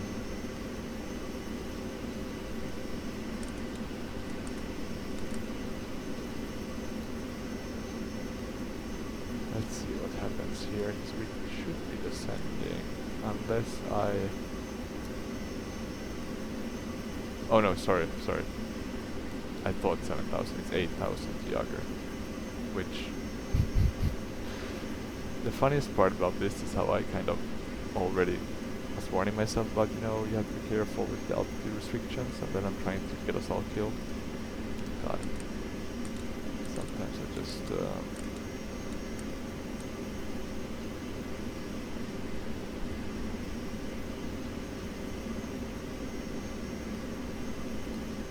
Let's look at the outside. Here you can also see, I think this is True Earth, South California. So also a bit of a different color. It's not perfect, but it's sufficiently nice. This is though a really I would, I guess, say kind of not dangerous, but you know, I could see this approach leading to some mishaps.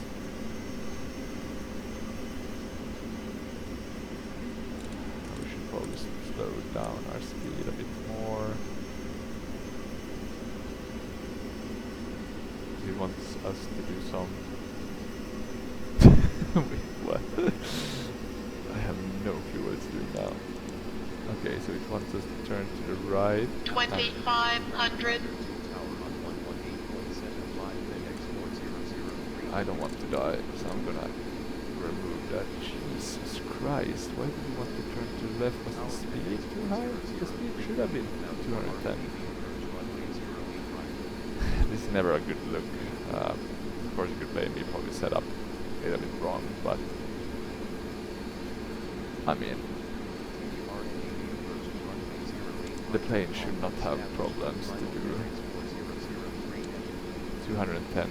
I mean, the speed was super low, right? Super low. There should be like no issues speed-wise. So I have no clue why they couldn't do that turn. Okay, so we're going from Sina to Mundern. And now it's making us climb because we're probably below what we should be around this. I have no clue where it wants us to go now. So what I'm gonna do is I'm gonna do the heading. I'm gonna get us to turn. Then let's use the heading mode to kind of guide us. This makes no sense like that.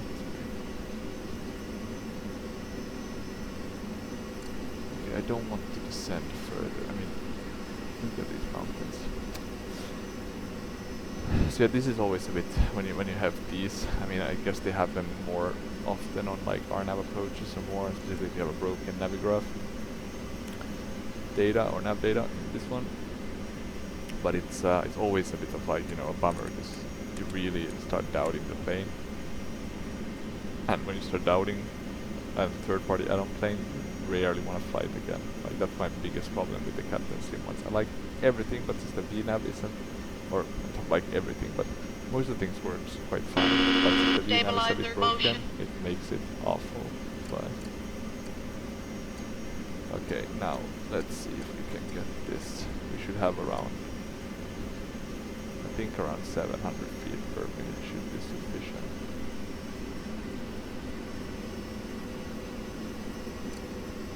Maybe even a bit slower. We are a bit low. Let's do 500. So we don't forget, I'm gonna put on our lights. I would put on these, but they look so goddamn ugly. So I'm gonna put another one with turn on lights. I hope they fix that at some point. I hope they fix all the lights. They work quite well. The runway or the landing lights, they work quite well. The rest is just not good. Let's say. Traffic. Okay, let's see. We have traffic somewhere, but I'm not clear where. Let's go to flaps 13, so we get a bit of drag. Adjust vertical speed. Adjust. But what? Where is the traffic? It's so up. I'm gonna remove that. Go back to map. God. It's definitely that I'm doing something. Maybe it's that one should be on. No clue. Could also be just that this one is, you know, it's still not fully released, right? So keep that in mind. It does fly though nicely otherwise. And it is, I would say, generally beautiful plane with some minor issues. Like that also, why is there the light there? Yeah, I'm pretty sure there's like, they need to like readjust the values or the brightness in that regard. Okay, let's see, we're quite close now, and I don't want to take any chance. I'm gonna drop the landing gear. We should be going now with that. Let's see if this one can turn and do it sufficiently nice. Poker should be around 5,000, so we should descend a bit faster than we're doing, or we should be descending faster than what we were doing previously. God, getting stutters as well. This plane, intense. Okay, let's see. And now we are, and we're close, but I think we need to descend a bit more. I'm gonna start going to our landing flaps, and then I'm actually gonna remove our, I'm gonna go to manual thrust.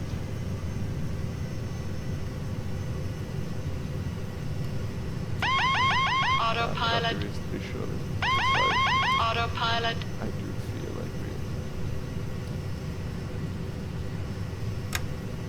okay, and flaps 35, right? And we were landing on runway 18 right, so that would be the right. 2500. Let's see though. I do feel like now we're in protection thrust. Let's see if I can keep this. Maybe we need to be in flaps 50. I'm just gonna go flaps 50 for my own sake. Let me just check this takeoff quickly if we're doing flaps 50 landings. Then we get a bit lower. Because I don't want to have that low protection. But I find it super hard to manually kinda otherwise. I was hoping I could do the flaps 35 landing, but we'll just do 50 now. Okay, we're almost established, so let's just call it out. FedEx 4003 Heavy, established on final. Adjust vertical speed. Adjust. Can we get that speed? I would feel I would have a lot more. Traffic, traffic, traffic. Now it's going to go around. Oh, because it's the low speed thrust. 1000. I'm gonna let it rise up a bit. And then I'm gonna toggle it down. We need to keep it quite high. You probably shouldn't do this in real life, you know, go back and forth with the go around thrust. But I'll cut myself some slack. I haven't flown this one in a while. I kind of flew it a couple of times, and then I kind of benched it since I didn't really like the nav data not working and those sort of things. Approaching minimum. Okay, approaching minimum. 400. 400. 300.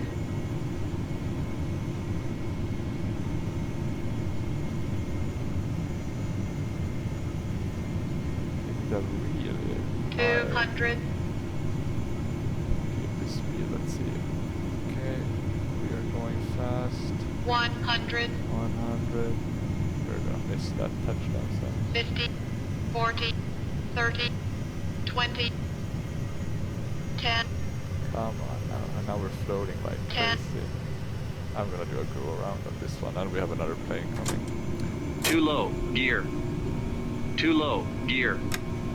Too low, gear. Too low, gear. Too low, gear. Too low, gear. Too low, gear. Too low, gear. Too low, Landing gear. gear. Too low.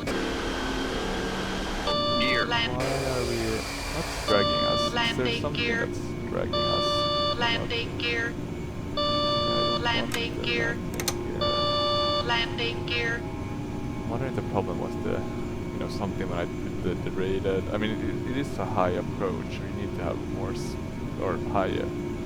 It's a high altitude approach, considering how high Las Vegas is. But let's check what the go-around procedures for this approach should be. So we would be going kind of straight. Then to scar, and then to flare. So let's see if we can get flare. I should go up to 7,000 if I'm not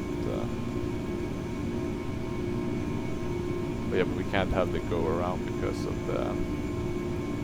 But maybe what I can do... I'm trying to think. I can probably do heading. Let's do heading. Let's go to 7,000 there. Let's put a nice speed of around 220.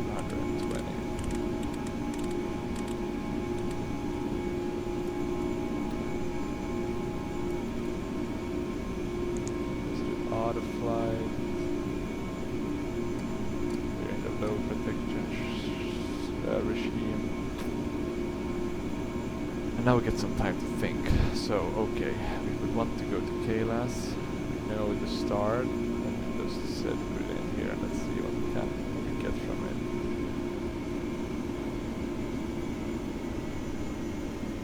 We had the blade one, I'm pretty sure.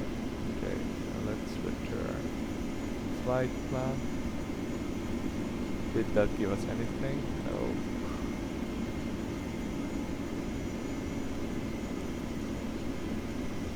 Can we put out any new waypoints here? Maybe direct, that would be one way to do it. So let's go to, let's say, I think the last one is Vampire. Yes, we're thinking of these great names. Okay, there we go. So that should be our fix, right? Are we getting that now?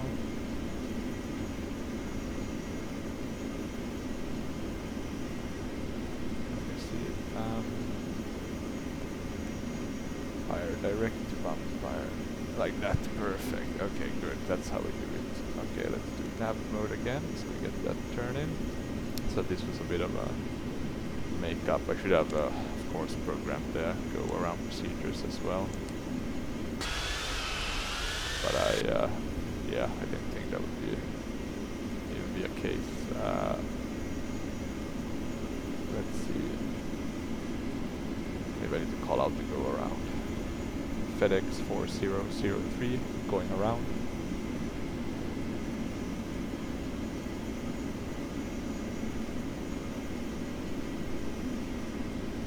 I didn't take that. Maybe I can report.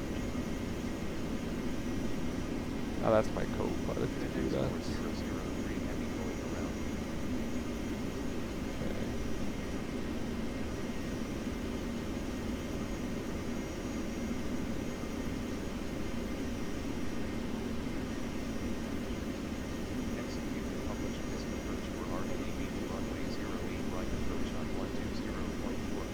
I guess there will be a holding pattern at Vampire, but I'm just gonna put in Approach FedEx 4003 heavy request radar vectors for the RNAV approach to runway 08 left. oh, now we're gonna maybe get radar vectors, let's see.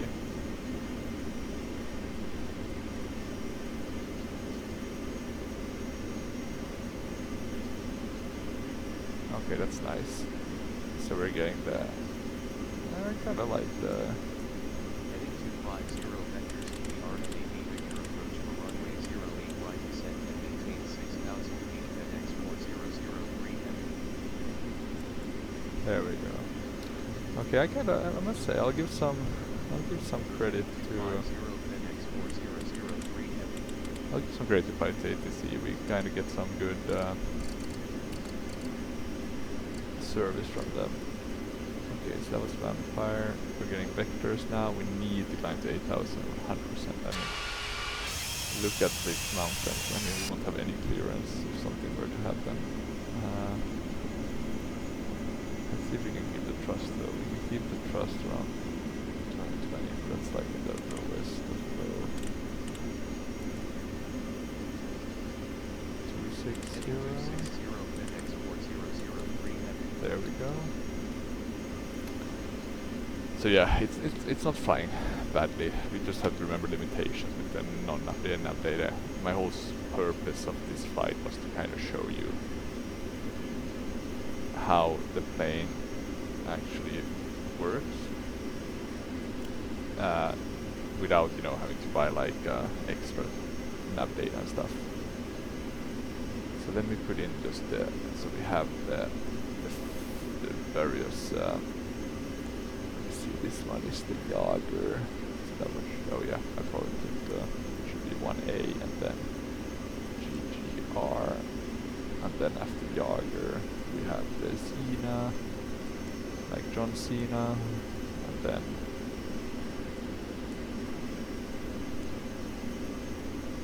the next one, DRM, and then Poker. And then after Poker we have Pate. Not sure what that reference is. And then Bark. Now let's see, because we were too high, I would say, on the last approach, too high and actually too slow. So we need to keep a high. I think we definitely need flaps 50, just looking at how that last approach went. That was truly awful. And we are doing slats, I would say, almost immediately.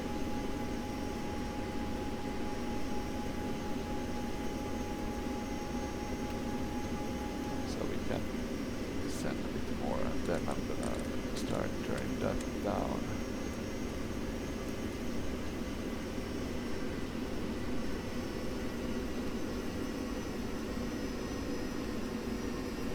Let's see if I can do a direct to Jager.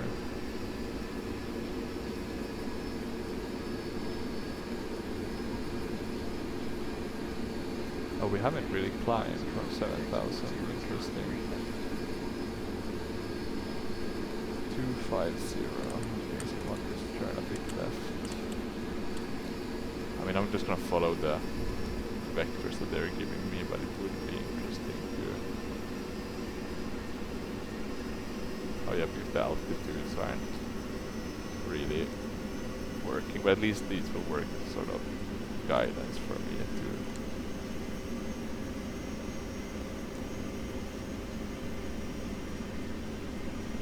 Oh, now it's working perfect, so that should be really good. I'm gonna try to follow that. Let me see, we want to go down to 3A. Heading 245 FedEx 4003 Okay, turn left heading 245.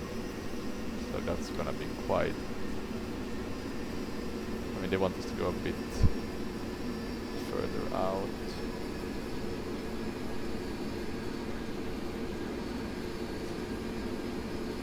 Yeah, but we don't need to do that. Now they're changing the. I mean, this is not how you should fly. You should follow the ATC always. But I just want to make sure that we get this nice. 2,500. 18175 FedEx 4003 Let's go to 200, I guess, in speed. I would want to drop. Let's go flaps 30 just to give some more drag. Let's check that everything is armed. We still have the auto brakes on medium. I forgot to do the lights. I guess we're gonna turn off those lights, but let's just leave them on.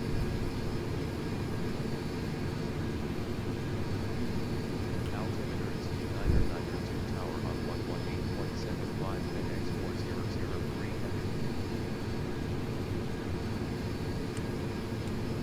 Tower FedEx 4003 heavy inbound for RKB approach runway 08 right.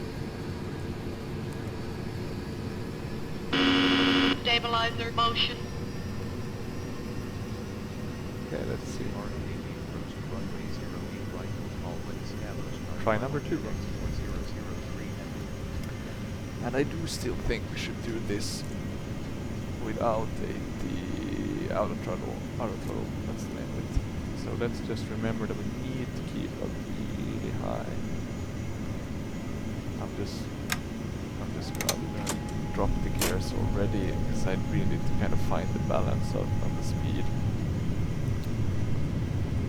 So let's keep it a bit higher, and then once we get really low, then we can start tweaking with. I think the problem was I just kept too low from the get-go. We're still following the nav. We are gonna go flaps 50.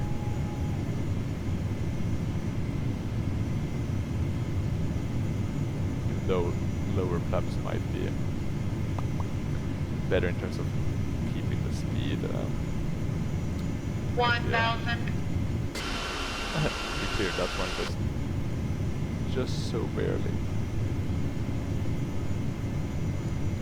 Oh, the problem is now I realized that we're going to barbs and we're not going to KLAS, so it's giving us a bit of a fun. This is not how you would fly this. We go a bit further forward and then to the right.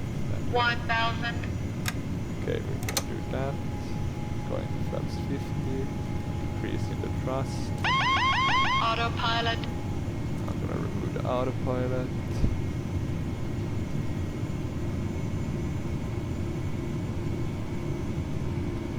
Now I feel like we have a good amount of speed because we are descending quite rapidly. Let's see when we stop descending what the effect is. We're just gonna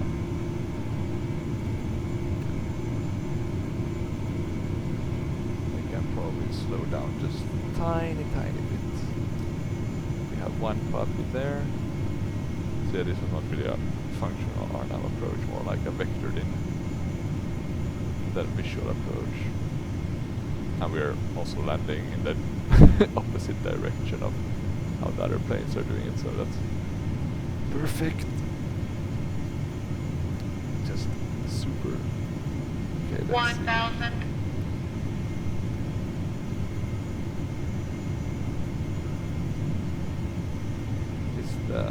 We're holding a pretty good speed now, I would say. So now we kind of got it. This is how the first approach should have gone. We're a bit low still. Let's see if I can.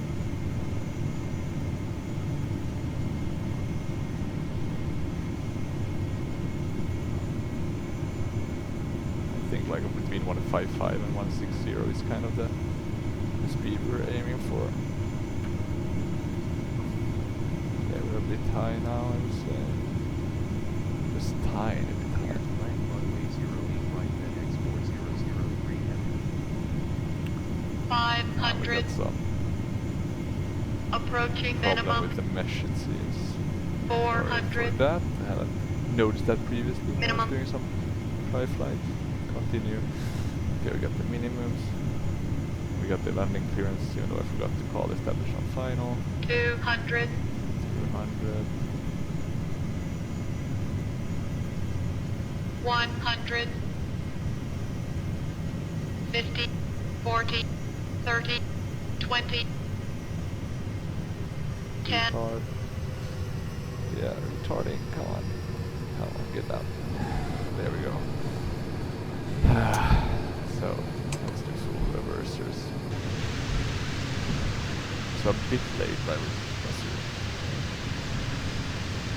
But that's good enough.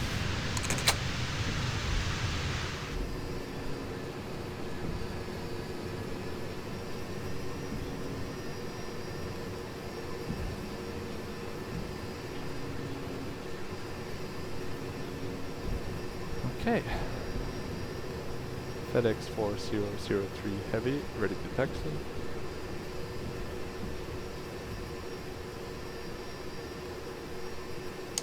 Let's close those lights and then start APU power. FedEx 4003 heavy. Nothing to our left. FedEx 4003 Heavy, ready to taxi. I don't think we caught that. FedEx 4003 Heavy, ready to taxi. Okay, got some random. Taxi to runway 08 right, FedEx 4003 heavy. But that was a much more stabilized approach, and I think we have kind of been trying to play fights in now more recently, just do the go arounds when it's not right. I mean, it's not worth to do a shitty landing. It feels worse.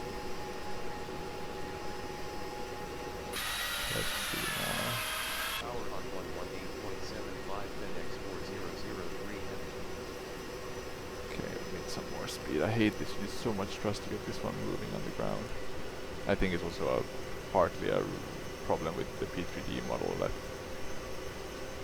it has just too much friction.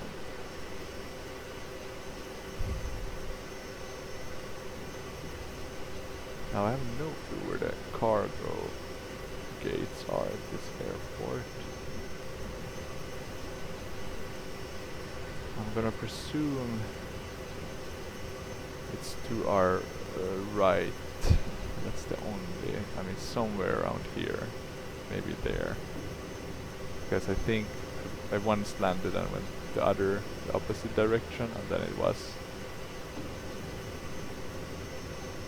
I mean there was no cargoes, no cargo gates or whatever at that area. So let's see, FedEx Express landed somewhat cleanly with disclaimer that it wasn't that clean. Okay, we have APU power available, so that's nice. So I guess in terms of general assessment, this is actually I would say kind of like in hindsight looking at it, this is the perfect flight I wanted to show, because it kind of illustrates the thing with this aircraft. It's really like if you just buy it, you don't have the Navigraph, what are you getting? So you're getting something that works reasonably well, but there are issues, and some of them are less severe, and some of them are much worse. Where is that standing? Is that in the air? My god. There's some mesh problem here now. I'm wondering if it's the new pilot mesh. I'm not gonna argue. Let's see. Our competitors, UPS. You know, the fun part is that I hate these kind of issues with mesh. And one reason when I was thinking at some point, like, okay, Microsoft Flight Snow will be perfect, so you won't have these issues, but then you of course also has, because the problem is like, too many third-party add-ons, any, airport, and then, it won't sync. At least on the positive side, you won't have to get like mesh or, let's say, landing class or photoreal separately for Microsoft Flight Sim. You might only have to get the airports and hope that that kind of fuses in a nice way. Okay, let's turn here to the left. But I need to check that mesh problem with this airport, because I really like it. It's a really nice airport. But I'm not a big fan of those small issues. Like mesh, like I hate that. That's awful. What aircraft are these? Are these flight template models? These are awful looking models to these 757. Why did I even accept the studied ones? These are really bad. I thought the orbit ones are bad. So yeah, guess we can't get it all. Okay, I'm just gonna take this one to the right here. This will be a long video, so even though this is at the end, feel free to tweak, feel free to not tweak, feel free to skip this part. Look at the ones you're interested in. Okay, we kind of missed that. Let's see if the thrusters are coming up over to Pushback. That's gonna be a fun trip. They are. I love that. I don't think this is I don't think you're allowed to do this anymore, but it's a fun thing. Really fun customers if you get the end. And let's see, does the parking brake work? It does not. Is that the... What's the reason for it? Is that the hydraulic pump maybe that's not? Oh, that's Turn this bit off. We do have the APU now, so we think we can shut the engines. We'll just shut all 3 of them, and then I wanna see.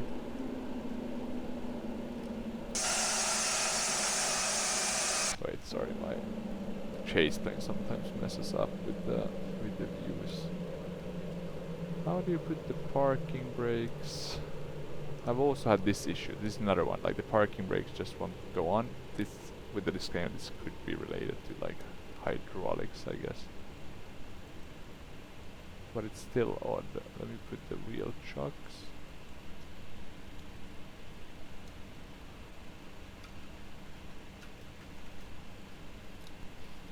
But that's not parking brakes, so if we remove those. And no parking. It is what it is, but yeah.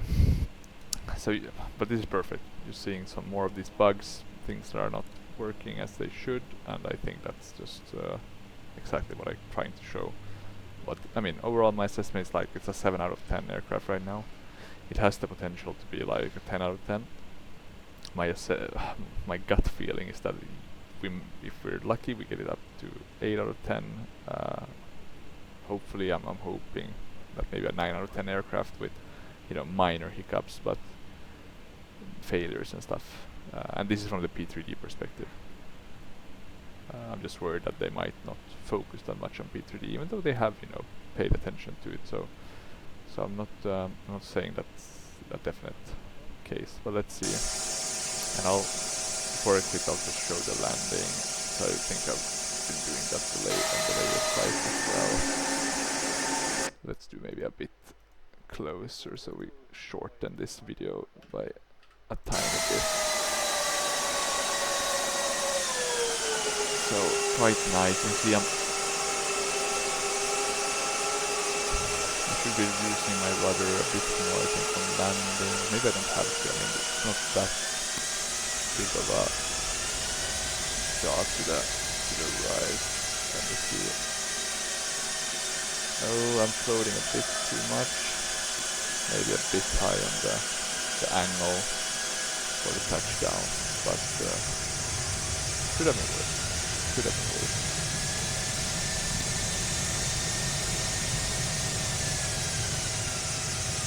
Let me just see. I think this is actually a perfect place to stop this video. If you have any comments or questions, just leave a comment, or, you know, send a private message. Hopefully you enjoyed the video, even though, you know, we had some hiccups, but I guess that's kind of perfect in this kind of, you know, showcasing the TFDI MD-11 in P3D. And yeah, hopefully you enjoyed it, and have a great rest of the day. Goodbye.